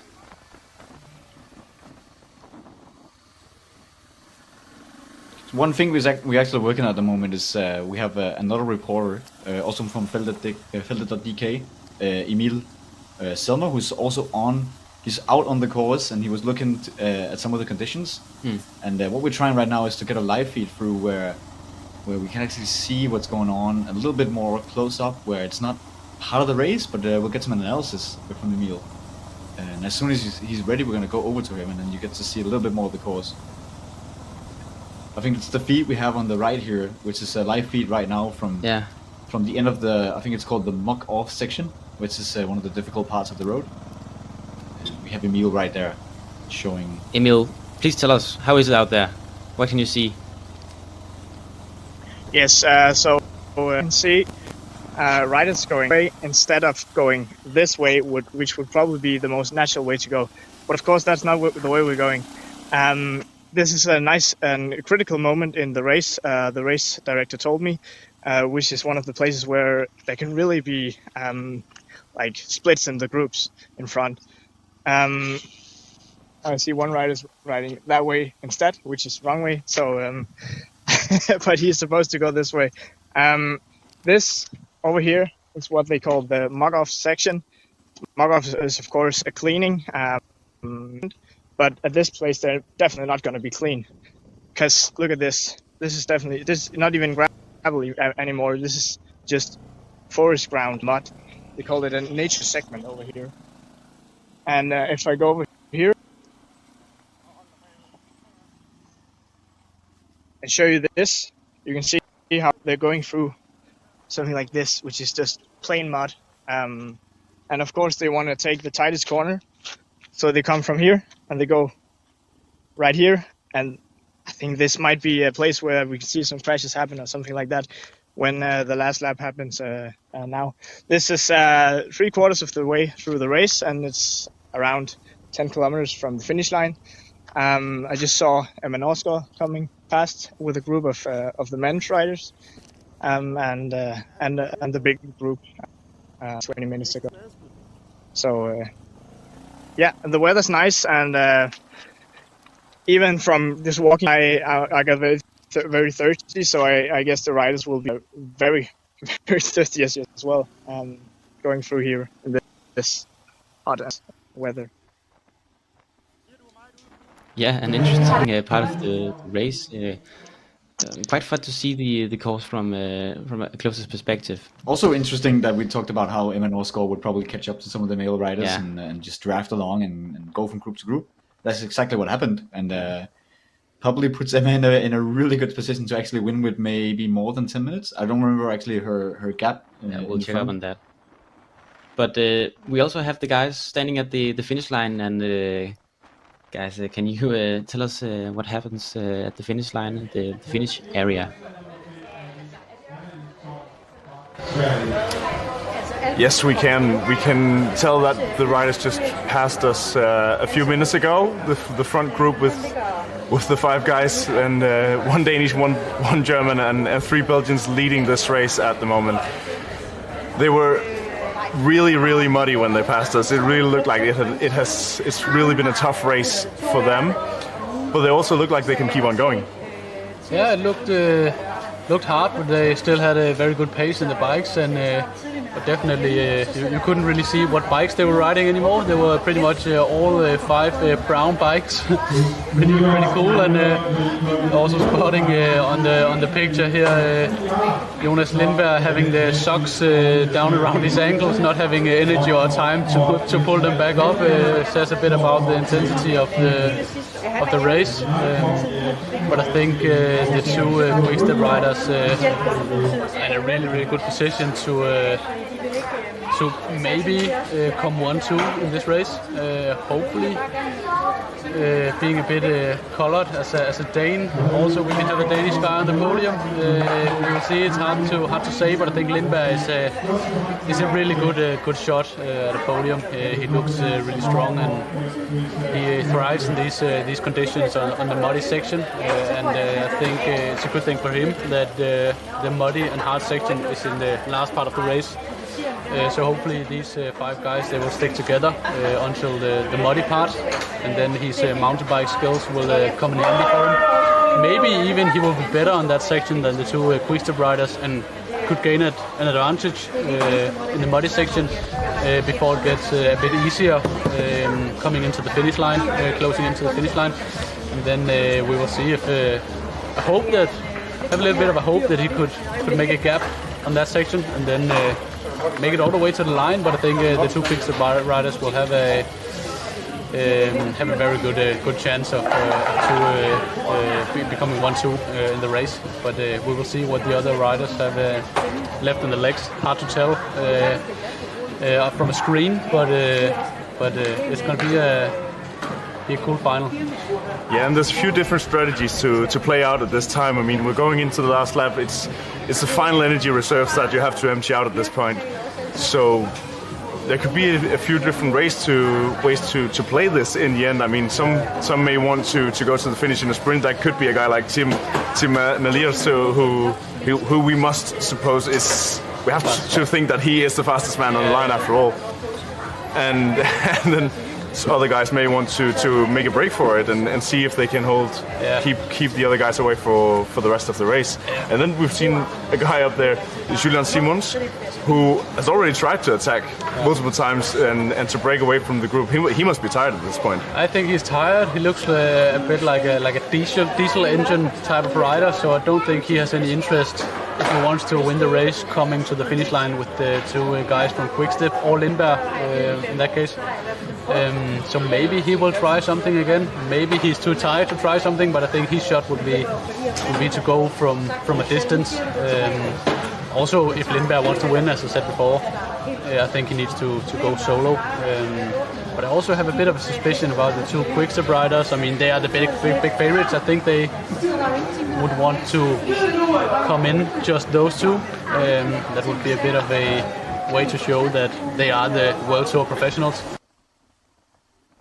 So could go many ways, but if they come to the line in the 5-man group, I think Lindberg will do a lead out for Tim Melier, and he will almost definitely win the race if that's what it comes down to. So there's a lot of ways it could play out. So it's just a matter of waiting and seeing who has something left to play with. At the moment, it seems like they've been riding this race with a lot of confidence and maybe a big surplus of energy going into this final lap. It seems like they're on top of the world at this point. Yeah, I think also the 2 quick-step riders, I mean, they should have the World Tour legs and have the little bit extra energy to spend throughout the race and also in the final. So it would surprise me if they don't try to to split it up in the final. But either way, they have the best cards on the hands with Tim having the sprint that he has. So it's just a matter of time, and then we will know what they're going to do. Can you maybe tell me, Jakob, you've raced this race before, and now they've already raced for like 3.5 hours at this point. It's a pretty long ride for them. How do you keep up your energy reserves? How do you keep... I mean, do you get any food out there? Do you get any water? How do you get it? You don't have a team. No, I think the riders that are serious about wanting to make a result in this race will have someone standing in the feed zone with bottles and those kind of things. And especially the two quick-step guys, they know all about like fueling and what they need and how much and that kind of thing. So that's again a thing that plays to their advantage. But all of the riders in the elite group, they have quite some experience riding their bike, obviously. So everyone in the elite group will probably have someone standing with bottles and those kind of things. But it's hard when it's so hectic to get enough down and make sure you fuel enough. So it could be on the last lap that someone just explodes and just completely run out of energy. That could also happen. And now it's really we're starting to get close to the most important parts of this race, actually, because this is how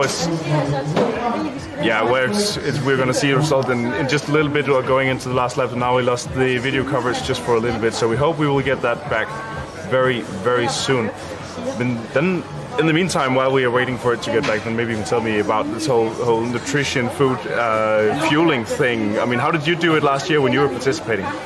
Yeah, I remember from last year I had my parents at the race to be in the feed zone. I was kind of aiming, I think some of the riders out here also have a fueling plan, like planned out how many gels they have in their pocket, how many bars and what's in the bottles and stuff, and have like a target for how many carbohydrates they need to consume throughout the race. I think nowadays it's pretty common to in a hard race like this to aim for 80 to 100 grams of carbs per hour.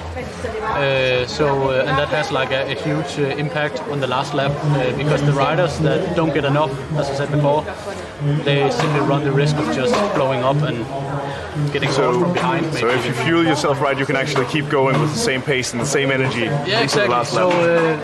I mean, it would be the optimal thing to have the legs giving up and not the energy stores. So if you fuel right, don't have any mechanical issues, it should be the legs that speak in the end. So we hope that everyone in the front group has fueled well and we can have a good battle here on the final lap. And if we should get it down to a sprint on the finish line here in 40 minutes from now when the race is about to end, how much different is it to sprint on a gravel bike compared to a road bike?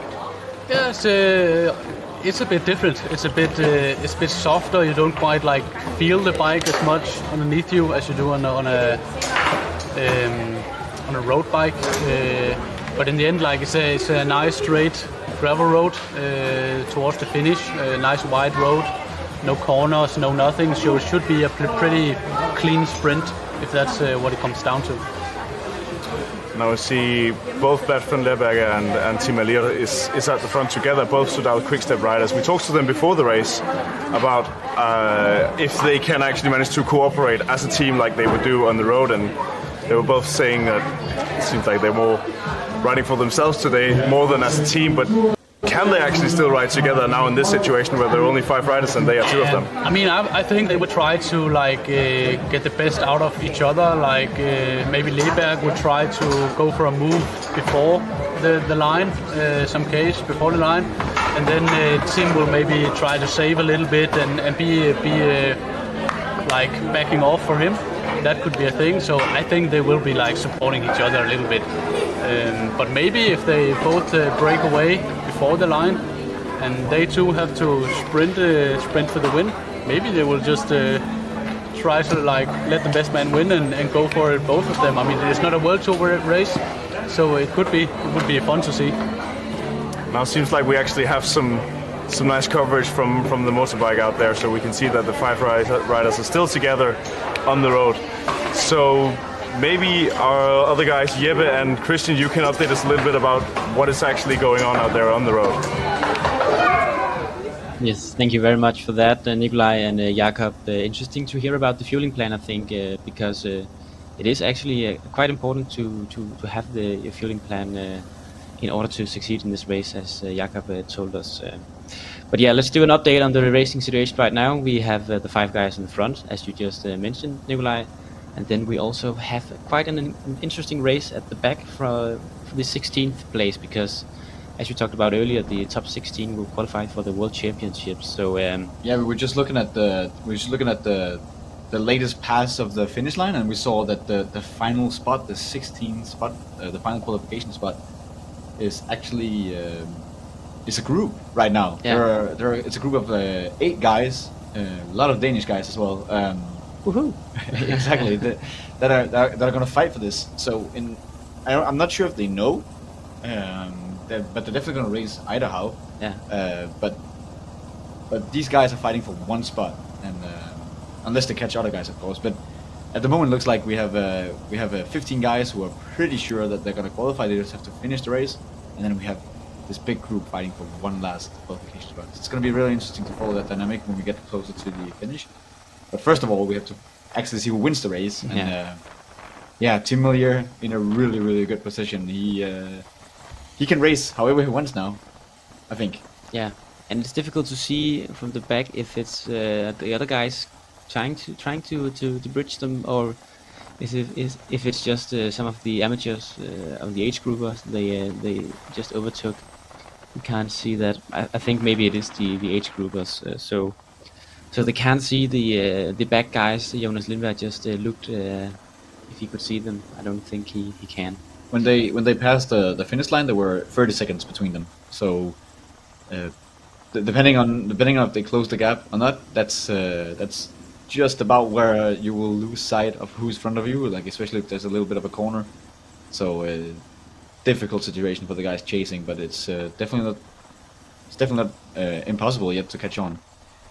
One thing that we can do to get a situation is that when we get closer to where Emil was standing before, the natural section, the beginning of that, we will try and see if we can go live to him, and then he will actually just show us visually how far there is between the groups, and we'll get a feel of how it is actually spectating the race live out on the course. But for now, we're going to try and see what happens in this front group. They're on the final lap, closing in on the final 30 kilometers, and that means I think at least we're going to see a lot of attacks coming up in a minute. Yeah, and I actually just got a text from Emil who says he's out on the course on quite a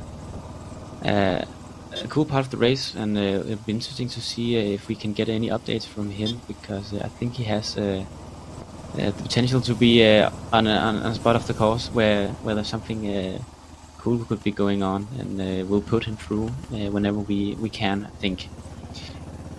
I think actually he's ready now, so hopefully we can go to Emil again and see what he has to say. I'm curious now. Yeah.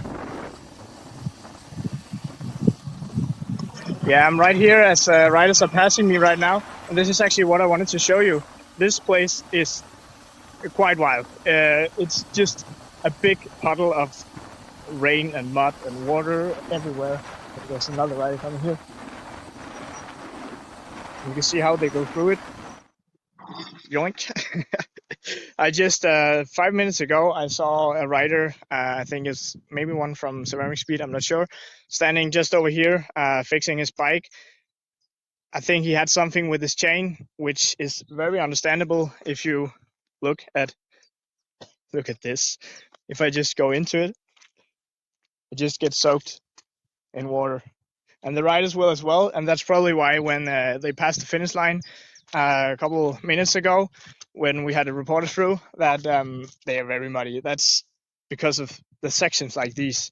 This is in the middle of the nature section, and I'm on my way to the end of it to try and see if I can catch the front riders when they're there.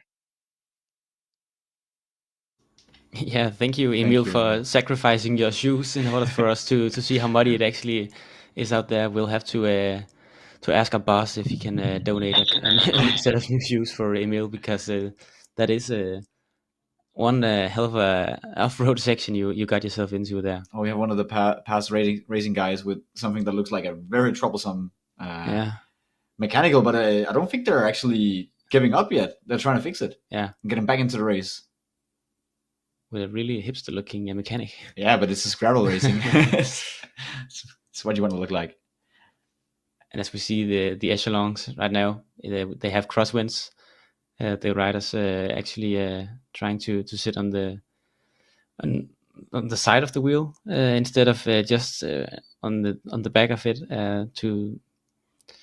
Looks like he's fixed it. It's number 21. Yeah. So where are we in the race? It's not one of the front guys. We're a little bit further down the route.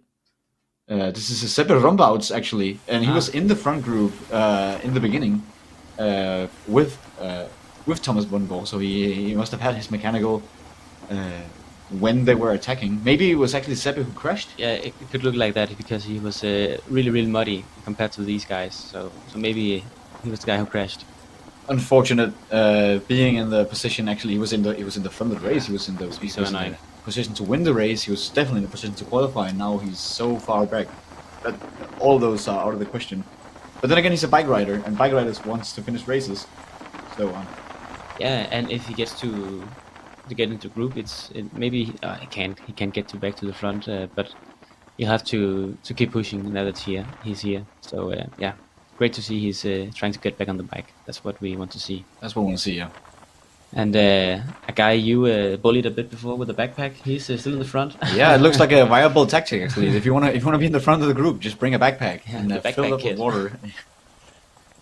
Yeah, but no, Frederik Grassmann. As we just saw Emma Norsgaard crossing the line with some of the men.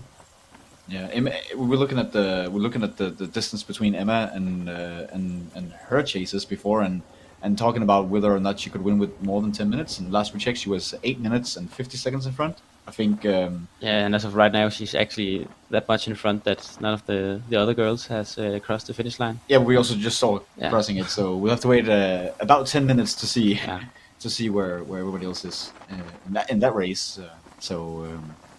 Looks like Emma has it in the bag. She has also time to have a mechanical, just like we saw Seppe Rambouts have before. Yeah. Yeah, here in the front group again. Yeah, it looks like they have a good cooperation going. If I were any of the other guys other than the quickstep guys, especially other than Nelly, why? Like I would. This is the moment now where you know you're not gonna get caught by a chasing group. You know you're probably not gonna have any mechanical at this moment. Okay, then maybe I'm speaking too soon on that, but is this not the moment to think tactically, like how you're gonna win this race? Yeah. I think if it was me, I would think that no matter what I do right now, the quickstep guys will reel me in again. So I'd have to surprise them with a late attack in the final kilometer maybe, and really force them to close that gap. And some of the guys could speak to each other and say, hey, maybe if you go in the final, I have a greater shot at the sprint. No matter what, we'll have to work together and try and beat the World Tour guys. So yeah. But as it is right now, I wouldn't want to go because it would just be even more lactic acid building in your legs, and you would assume that the quickstep guys would reel you in quite easy. As we see the muddy part again, really difficult to keep on the bike. This part specifically where everybody's crashing, that's one big puddle. I think maybe the race, as it has developed, has created a larger puddle because people have been pushing have down been digging the into mud. it, and then suddenly the water moves around and it just grows bigger. The front guys are gonna close in on this soon.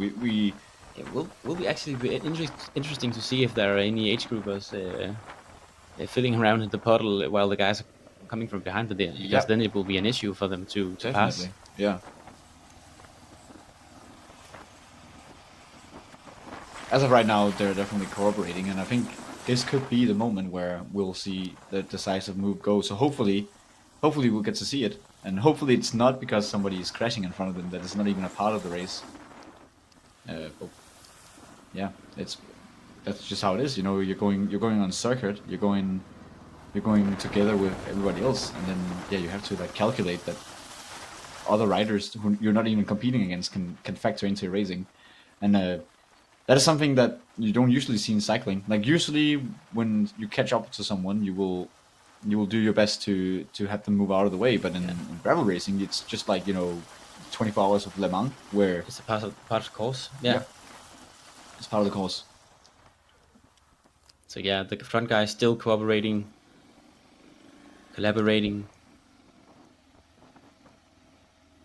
just trying to keep the pace as high as possible. And if we look into the pace, they have they're still around 43 kilometers an hour. So still keep really pushing on the pedals. They have slowed down a bit, but I think we'll see a higher pace here on the last lap.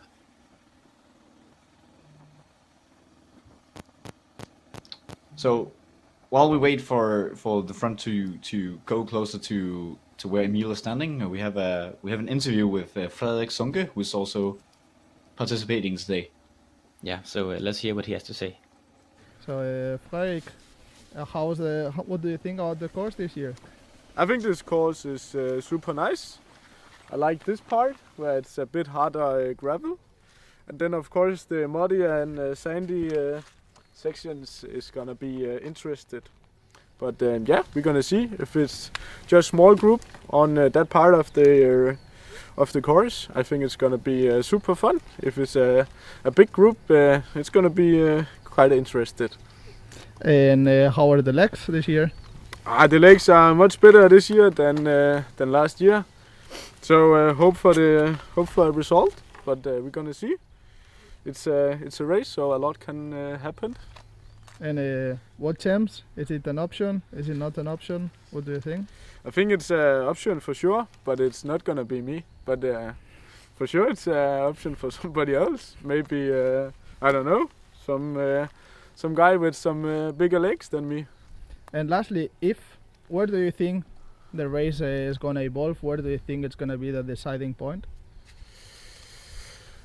I don't know. The start is pretty nice, I think, with the small kicker in the start. So I think you have to be warm and ready for the start. It's gonna be hard. Also, a bit after the main road, we go on some smaller roads, and for sure you want to be in the front part of the group for crashes. And yeah, we're gonna see. But I think it's gonna be super important to be in the front in the first round.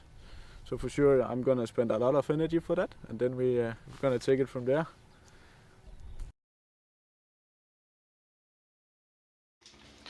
Thank you for that bit and a good analysis. I think actually Frederik ended up being right about where you wanted to be in the beginning of the race. Just be as close to the front, because very early we saw the big gap between the two main groups, and we had like 17 riders going clear, which, well, that was enough. And now some I think some guys never even got a chance to see the front of the race, and then they have to fight for secondary positions. Oh, a bit of a conversation here between Frederik Rasmann and one of the Quickstep guys. Yeah, but isn't this close to where Emil was standing, or am I being wrong here? Yeah, maybe it is. Maybe we can see him in a few seconds, few minutes.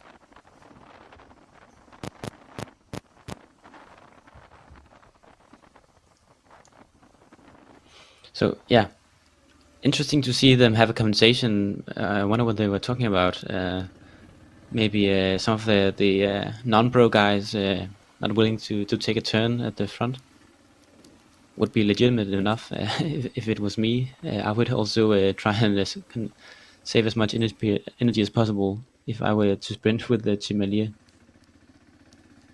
Interesting point here as well. We just went from a single track into a wider road, and you see the group stretching out a bit. The Quickstep guys are at the front right now, both of them. So it doesn't look like the pace is that high right now. They may be a bit more controlled. We just saw Lindberg stretching his legs a bit, going after saddle.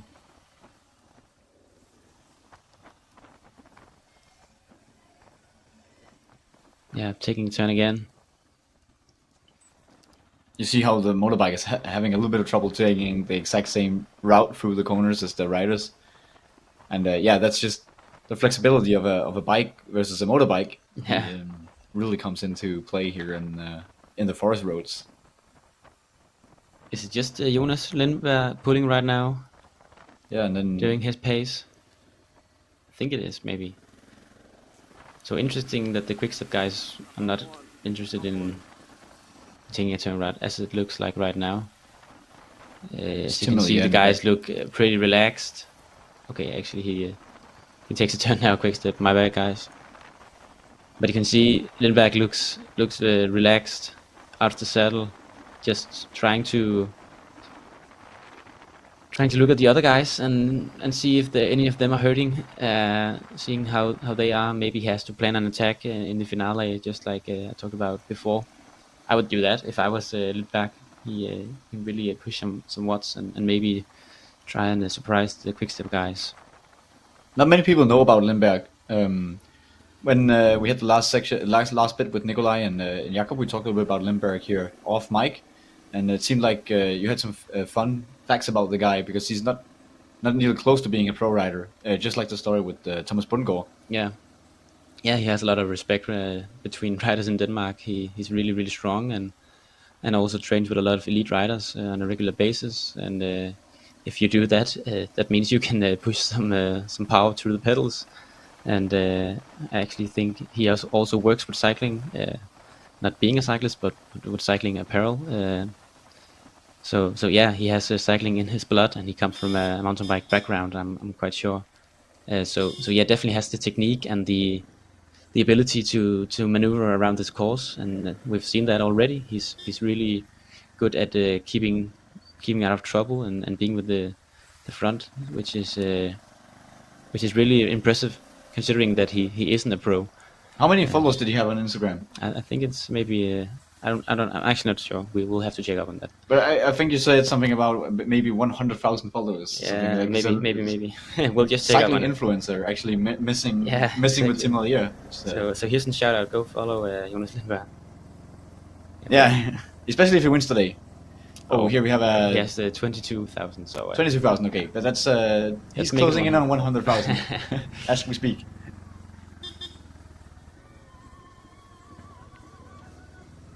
Just got a report from Emil, who has really low battery life. So we'll see if we can put him through maybe later. He's conserving energy for this next live report, which is going to be just like the riders. It's going to be the highlight of this entire stream. So stay with us, Emil. You can do this. Yeah. Is he trying to put pressure on the pedals right here? I think he is. He's attacking straight out into the tarmac road, which is... Oh, and a guy coming up from the behind, I think. Is it the pass guys?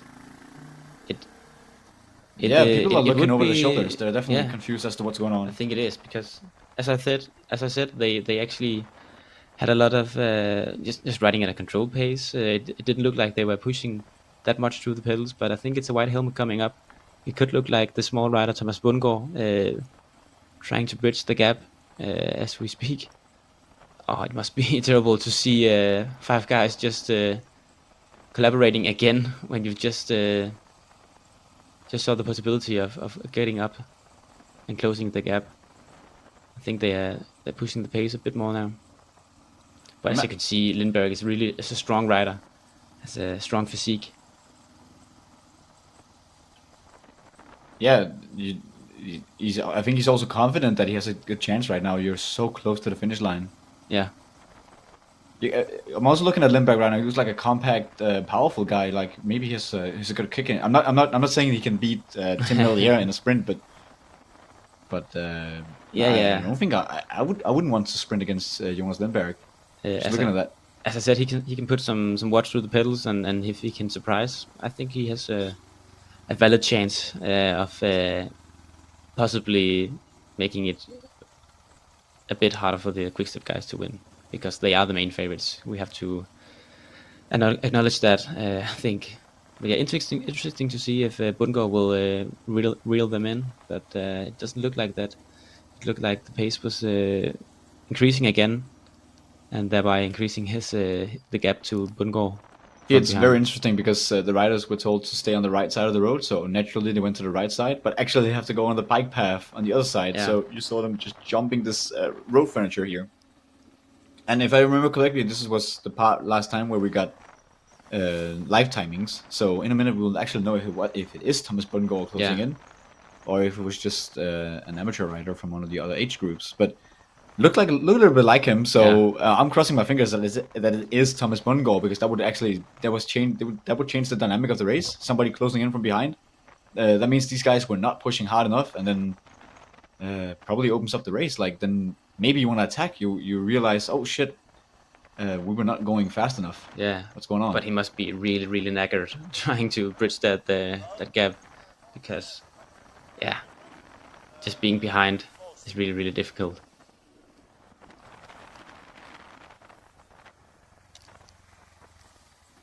But yeah, as you said, we think we have a timing of the guys in a few minutes.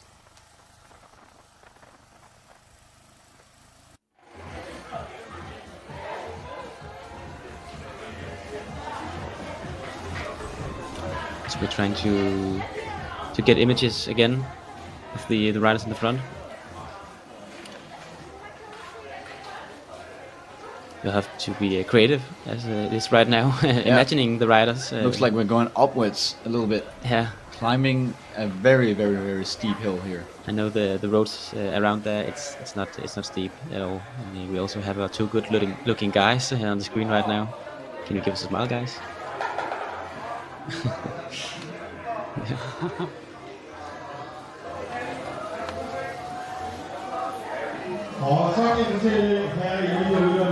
Kigger vi lige på os, gør I det bare?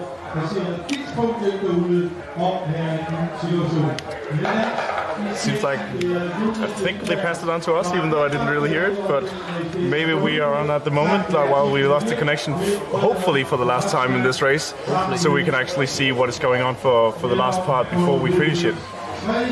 Jeppe and Christian just mentioned that maybe some of the guys, some of the backmarkers of the race who had been dropped from the front group are going back to the front group.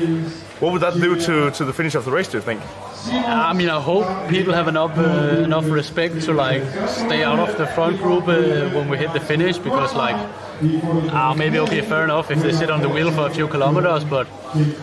And now you're thinking if it's not guys who are actually a part of the race, but are part of the age groups. Yeah. I mean, maybe they can sit on the back of the group for a few kilometers, but I mean, I think they have to drop off and leave the final to the riders that deserve to be in the final. I think people have enough respect to see that. I'm not too concerned about that, but yeah, hopefully that doesn't happen. We will hopefully see when we get the live pictures back again.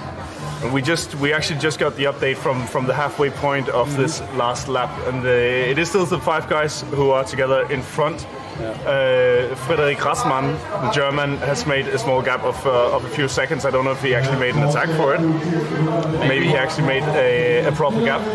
And then it is some backmarkers from other age groups who were just behind the front group, because the closest riders to the 5 guys in front are actually 1.5 minutes behind, with Belgian Kevin Panhuisen and Matthias Pedersen and Thomas Bundgaard, who are just 1.5 minutes behind the front group. They will find it hard to make it back. Yeah, I think that will not just be hard, that would be near impossible at this point. I think maybe like a gap of 20 seconds could be, but also have to remember that those guys that have been dropped, they got dropped for a reason. Like, they don't have any more left in the legs to follow the tempo, so yeah, they just won't get back. It would be another thing if like they had a chain coming off, had to get it back on and then chase back on if that was the case, but they just got dropped, so yeah, that's just fighting to the line for them and qualifying for the Worlds. That will be what's in their head, but probably they will corroborate a little bit to keep the pace high to the finish line, and then go for a little sprint on the line for the secondary places there. Every place counts in a race like this. If you're not Team Melier or one of those 5 guys in the top, the other guys are still fighting for a top 10 place, so they will definitely still be going full gas at it. And the last time we were through talking about the different strategies that the guys may have in the front group, it seems like they're riding quite conservatively. Yeah, I mean, usually it is what happens when you get like closer to the line and the race is kind of settled. I mean, they know they have a good gap to the guys behind, so now they're kind of starting. Everyone is like, oh, how do I win this race, and how do I conserve a little bit of energy for an attack maybe? So they're still riding around like corroborating, but the pace has gone down. Everyone doesn't want to do more work than the others, and at some point when it gets a bit more technical in the last 10 kilometers, I think definitely we will see someone trying to put some watts down and make a difference. Now they have time when the pace is a bit lower to think about what they're going to do, because it's been so much full gas for the whole race, so you don't really have time to think. You just try to like hold the wheel and make a turn. And when you're in the end game of this race, do you communicate together? Do you talk to each other about the strategy and what to do, or is just every man for himself out there? I think maybe the two quick-step riders will have a few words at the back of the group. The other guys, they are the only rider for their team, so they will be talking to themselves inside their head and trying to decide what's the best tactic to get a good result. But there's definitely a lot of thoughts going around at this part of the race where the pace is a bit lower. The heart rate is just lowered a little bit, so we have a bit of time to think what to do. We're really excited to get back some pictures, because it's very hard to tell what's actually going on out there, and if anyone is attacking at the moment, as we can't see it right now. But hopefully we'll get the pictures back in just a small bit. It's a bit of a critical moment to lose the pictures, but not much we can do about it really. Just have to hope they come back before they hit the technical section. And as I say that, we can see the picture back from the motorbike. Motorbike is a little bit behind the group or something. Chasing the group. Maybe the motorbike had a bit of a wrong turn. Maybe it had a technical. Maybe. Who knows? Maybe it's slippery out there also for the motorbike. So I have to pay a bit of respect to the motorbike driver here, because it is really hard also to steer a motorbike in these conditions. But hopefully the motorbike finds back to the front group quickly, so that we can get some pictures. But otherwise we have the drone out on the technical part. And hopefully we get some pictures of that, because that will be the critical part before the final, if someone wants to try and ride away and has the legs to it. So we'll see. The motorbike is definitely on the chase at the moment. It's really riding hard to catch the front and back at the moment. Going a little bit faster than the riders, it seems. And I mean, we have to believe that right now the riders are actually on these nature segments on the final part of the course. I mean, just after the halfway point where we got a bit of an update with the timing of the riders, they have 4 different nature segments coming right up these very technical parts of this course. Do you think anyone will go for it and actually try to get away from the group? I'm pretty sure someone, because not everyone can believe that they can beat Tim Melier in a sprint. So if they want to win, they have to go for it. Like there will definitely be some riders in that group that don't believe they can beat him in a sprint. So that leaves no other option than to go for an attack in some of the technical and difficult sections. But it will be hard. Like the glasses are all muddy, and it's kind of inside of a forest. Some places it's hard to see anything, and so everything can happen. Maybe that's what happened to the motorbike. He couldn't see where he was going, and we took a wrong turn or something. I don't know, but it's difficult on those parts of the course with the mud on the glasses and all those kind of things. And how do you actually make this gap? I mean, how do you attack on these technical courses? Is it just putting your head down and then putting some power in the pedals, or can you actually stand up to try and make a proper attack like we usually see it on the road? Yeah, like on those muddy sections, it's just about being able to have the technique to steer the bike and push the pedals as hard as possible. Like you just have to like go full gas in the pedals and then really try to find a good line. That's the fastest. Because some of the riders that are not the first rider in the front group, they will have a hard time maybe spotting the puddles as fast as the front guy. So it could be an advantage to come into those technical places as one of the first guys, so you have like the vision and can see what route to take, and then just have the legs to push some watts in the pedals still. And that I think Jonas Lindberg will be a good man for that job. So that will probably be his chance, and probably maybe anyone else than Tim Melier's chance, really. So yeah. So as we said, this is the final part of this race. We're on the we're going into the final third, and that will mean that in only 25 minutes, 20 minutes maybe or so, we will see the riders around the finish line for the last time to see who will actually be the winner. So we'll let the other commentary team take it away for the final part of the race.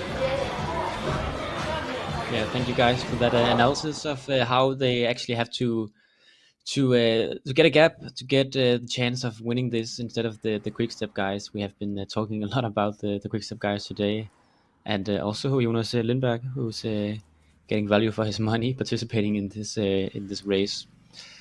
As of right now, we're trying to get back the live images of the front pack. The motorbike seems to be a little bit confused. Maybe a little bit lost, actually. Yeah. Like he was frantically going back and forth Stranded on the West road, Coast.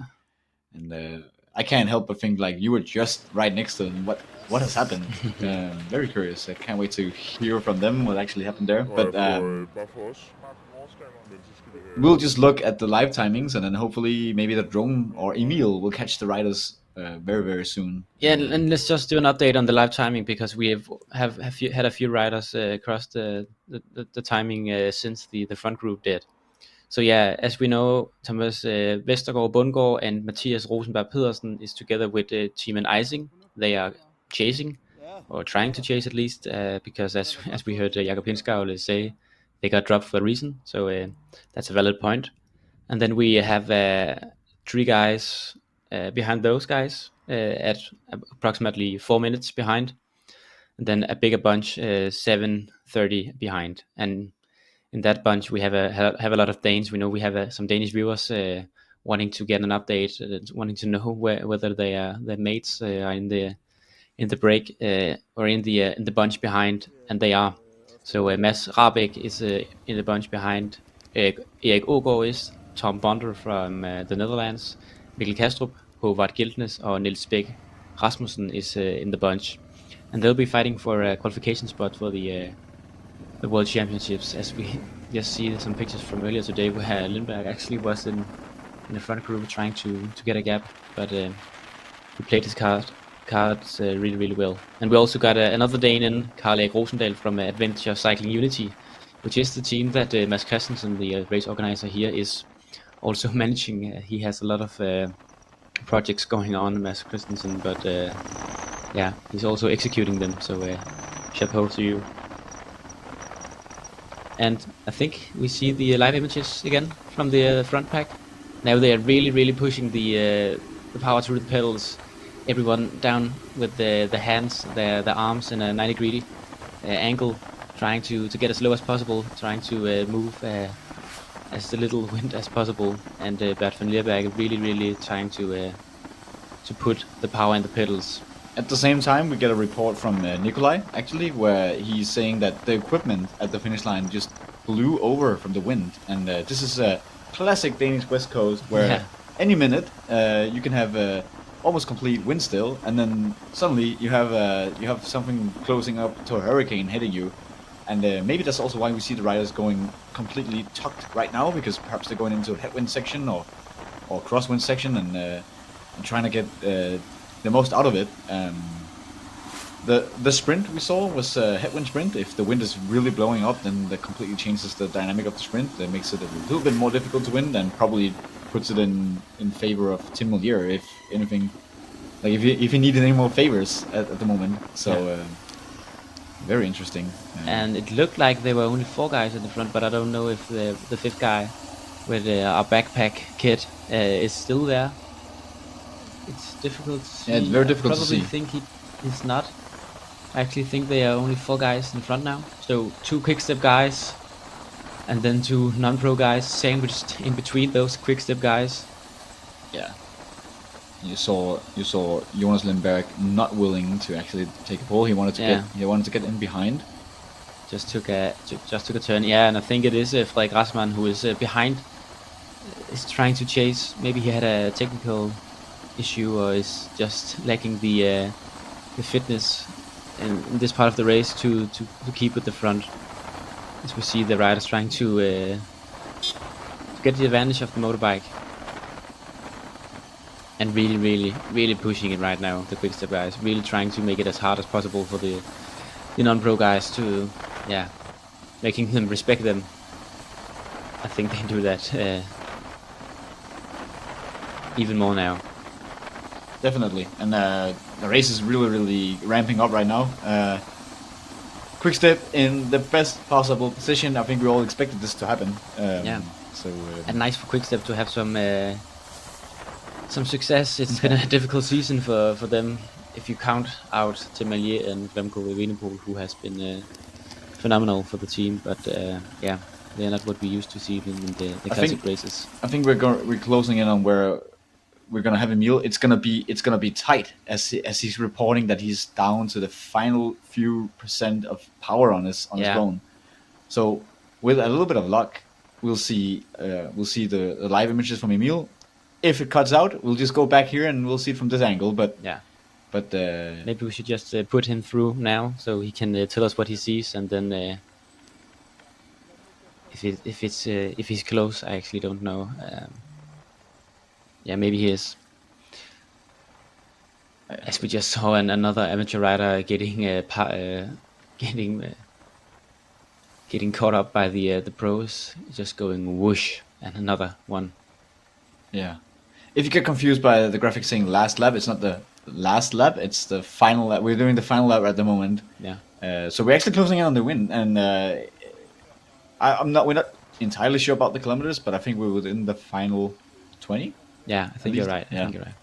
So some attacks are expected in a minute, unless everybody wants to sprint against Tim Allier. But then again, like Tim Allier has a teammate there. He has Bert van der Berg. It's a close anything down, and that puts Jonas and Julian in a very difficult situation. Maybe they can sneak to the back of the group and have a little tactical talk, and then see what they can do.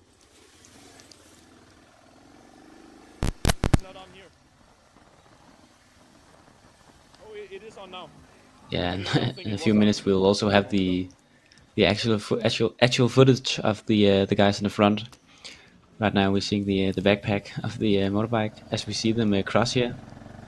Here they passed them on a very difficult section. You can see how the road is really. It's a lot of rocks. Is it a rider in the front, or is it just? I think it's an age grouper. Yeah. Picking up quite a bit here at the. Oh, I think. Are we hearing him? Was this the Emil part? I think it was Nikolai speaking. So yeah, technical difficult section. The motorbike has its difficulties trying to keep up with the guys in the front. It's definitely an advantage to have a gravel bike in this sector. You see how fast they're going as we're filming downwards. You can actually see how fast you're passing through. Yeah, and the ground. I'm curious to see the tempo at the next split, because I think it's really high. They really pushed the pace.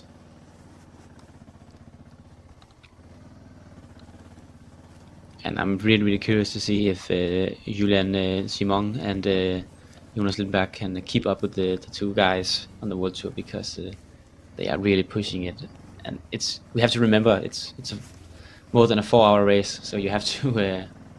Somebody's standing there. I don't think it was one of the front guys actually. It looked like another rider, maybe getting lapped. This is such a difficult part of the race. Like this is you're basically riding in only mud. Yeah.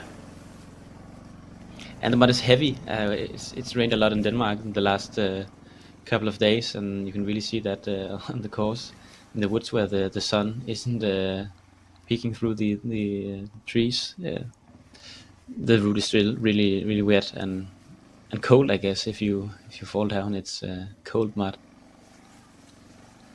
You see riders here struggling. Yeah, it's difficult to keep the pace up on these muddy conditions. And the motorbike really crushing it right now. I think if he put on a Garmin, he'll set the segment. Yeah, hopefully he'll catch up. But it's funny when you see a motorbike getting dropped by a group of riders. Yeah. Like you get a feel of how, and like even when you're looking down, you're seeing how fast he's going through the section, and you must imagine like how fast the front guy is going through the section at the moment, because they're really pushing. Yeah, it's the same issue in road race. I was in a car last week in Grand Prix Herning gravel race, and every time the riders went out out of a corner, the cars had to just accelerate at maybe 80, sometimes 100 kilometers an hour just to keep up. So they're really fast.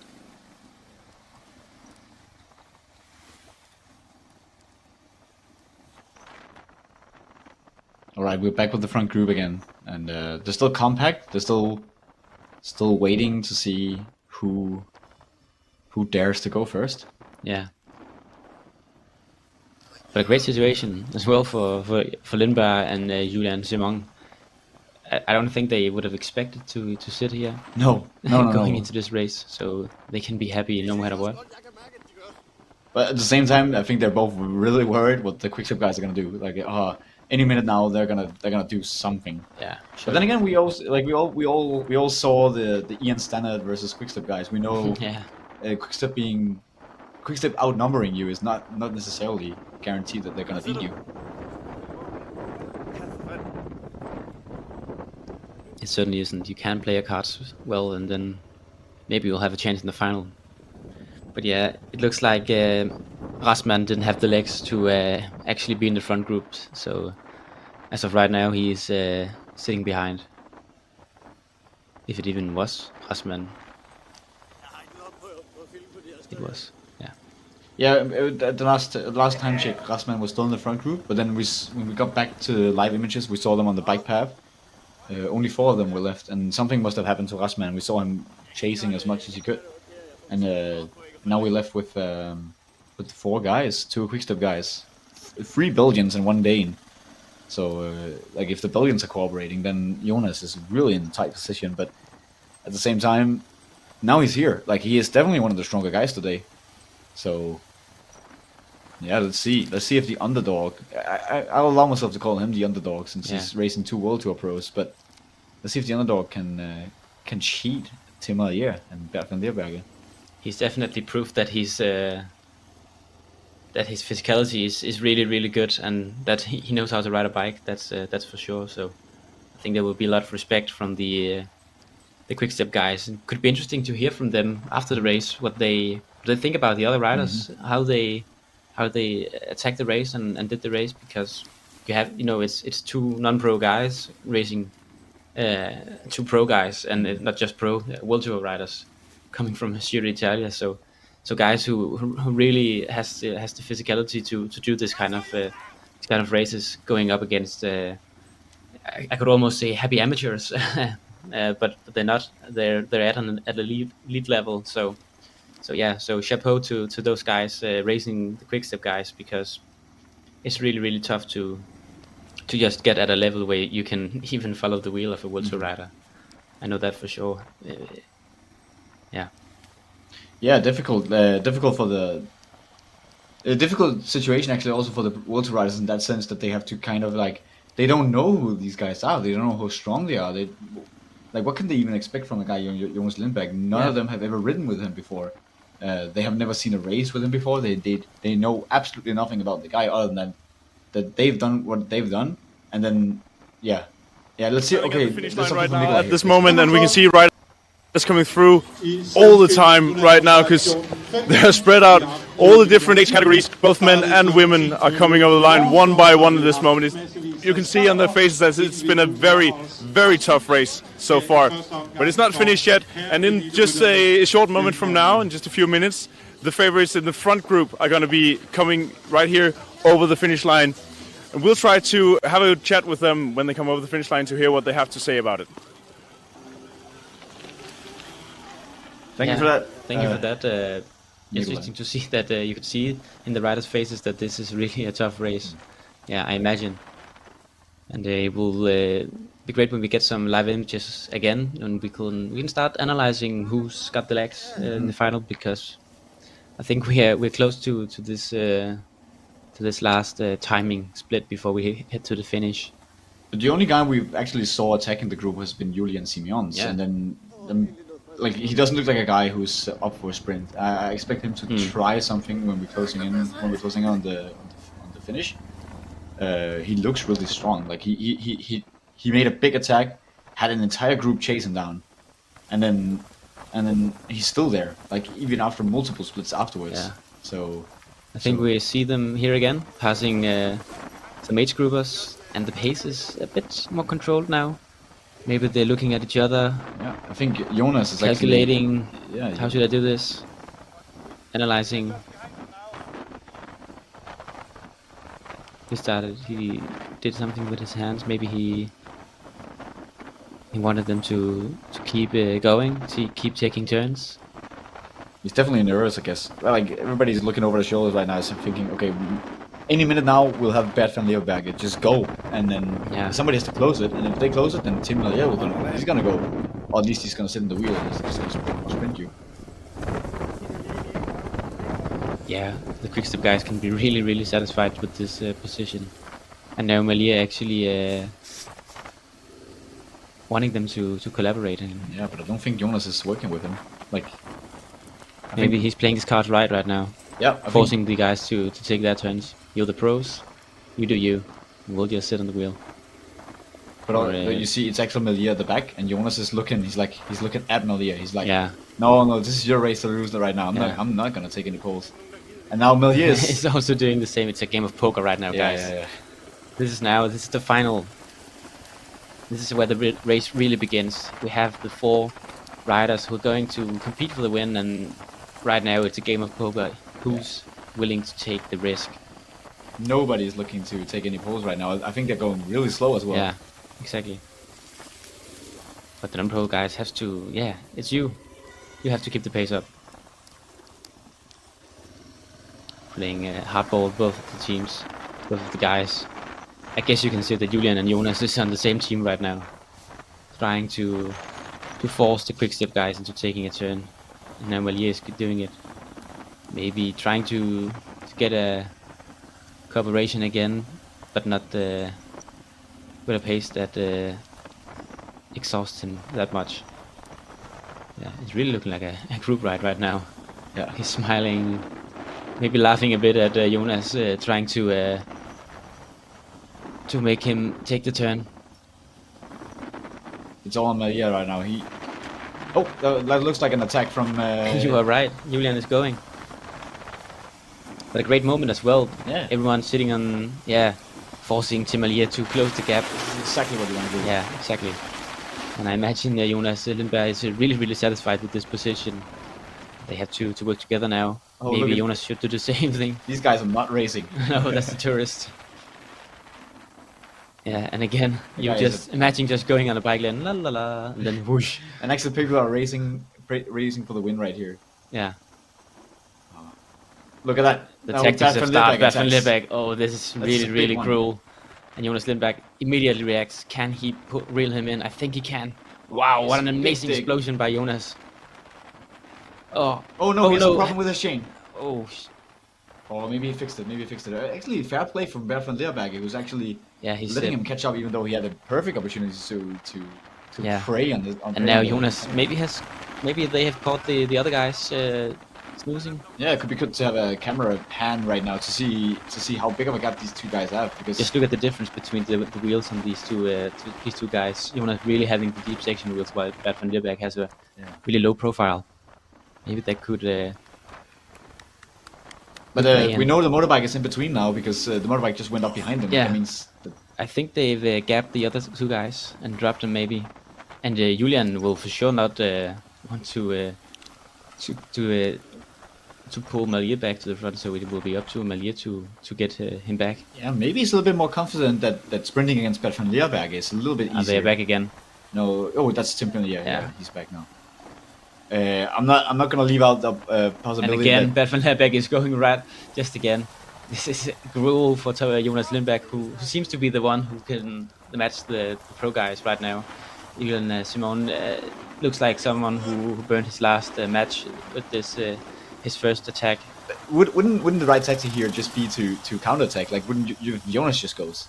Yeah, that's how you like. If you don't want these guys to keep like dig at you, then just go yourself. Yeah, especially if a small gap happens after he's reeled them in, Yeah, and again, quick-step guy goes. Yeah, that was a forcing perfect Jonas to opportunity. up, getting some drafting on the motorbike. Now it's annoying to have the motorbike. Actually, it looked like it was Jonas's mistake. He took a sway out into the middle of the road. Yeah. And then Bert van Leeuwenhoek saw that he had nobody in his wheel, and it just Right now pushed they're just punishing him. And in this moment, you see these two guys. They're racing at the World Tour. They know when not to make a mistake. And then Jonas completely. Oh, this is a tricky one with a lot of cars coming up. Yeah, maybe that could be good for the situation in the front that they had to maneuver around the cars, and then again pushing the pedals. Jonas Lindberg has to reel him in. Oh, with the final kilometer. We're actually at the final kilometer right now. Okay. This is where it ends. So this is now we're going to really see the game of poker really being played. Anyone can win right now. Yeah.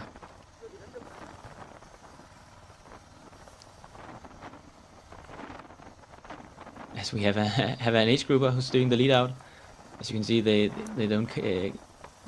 not getting him caught that quickly, which indicates that the speeds they're going at right now is a tactical speed. Yeah. Who wants to open the race? But interesting camera angle we have right here. Yeah. There we go. Look at them. They're almost at a standstill. Yeah. This guy right here in front. Like any minute now, he's gonna get caught. But he's riding for his life. He wants to experience the real World Tour watts. These guys are not pushing. These guys are like looking at each other. This guy's like, he's full arrow, trying to get away, and he can still get caught. This is great. This could be any minute right now. And actually here we have the finish line footage. Live from Nikolai, yeah. It's going to be interesting to see. Oh, we have the motorbike again. So yeah, they picked up the pace a bit, I think. Looks like, okay, Bert van Leeuwenhoek is going. Can Jonas Lindberg? Nobody attack. That's gonna be a. Oh, Jonas Lindberg answers, but Lucas is in his wheel. That's Tim Melier. This is a perfect situation for Tim Melier.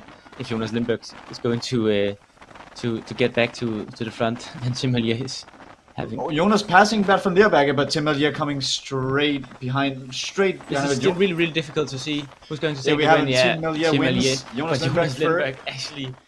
Wow. Second. Kudos to Jonas Lindberg for really taking his part in this race. But he played his chances perfectly. Like he tried to close the gap, follow the attack of Van Leeuwenhoek, but when you have one of the fastest sprinters in the world. Yeah, maybe the fastest even. So yeah. Kudos. And Bert van Leeuwenhoek actually beating Jonas Lindberg. He's actually beating a World Tour rider. That's not many people who has that on their CV and their resume. No, and look who almost caught up to the riders. Yeah. Frederik Rassmann, the German rider who got dropped almost like half an hour ago, only finishing 14 seconds. Yeah, but behind. it makes sense. The pace was quite slow in the finale because they were looking at each other. And actually interesting to see how much they were respecting Jonas Lindberg. You'd imagine that they just go full gas, but they couldn't. I think they realized that he actually had power in his legs, and as we saw, Julian Simon didn't really have the legs in the finale. He maybe burned his match going before the Flamme Rouge. Yeah, and here we have Nikolai trying to catch up to Tim Melier. Yeah. Maybe we're lucky to get an interview. Yeah, and maybe it could be fun to hear what he has to say about Jonas Lindberg as well and Julian Simon about their level. Completely covered in mud, Bert van Leeuwenhoek. Nothing. Here we go. I think we can go live to Nikolai right now. Yeah, covering all the sponsors of the jersey as well. Having a cheeky little coat. That's nice. So up to you, Nikolai. Maybe you can get some words out of Tim Melier. Come with a few questions after this race. Looked like it's been a very, very tough race from all the mud on your bodies. It wasn't quite like the Giro d'Italia. This was something else, eh? All day same pace, and then hard day. What can I say? Suffered a lot, but yeah, on this bike, You can do a lot. You wouldn't dare to call yourself the favorite before the race. Did you feel like you're better than the rest of them out there? No, I feel well, but we tried to play something together. In the end, it didn't work out like we want, but yeah, it's important the team win and we are together on the podium. Was the race any different from what you thought before we found you at the start line today? Excuse me? Was the race different from what you expected? A bit. Yeah, there were pretty mud parts in it, so that was all good gravel, but yeah, the rain makes it muddy. And with my cyclist history, it was nice to come back to the mud. We saw you. It seemed like you all rode a little bit defensively on the last lap, staying together, all five of you. Did you have some extra in reserve at the end? Well, we were waiting for some attacks because we can play on the sprint, we say. That is my lead out, I'm the sprinter. So the other guys were waiting and then we waited also. For us was a perfect situation, definitely. So how happy are you with the result of the race today? Really happy. First gravel race I won, so nice. And will we see you at the World Championships now that you qualified?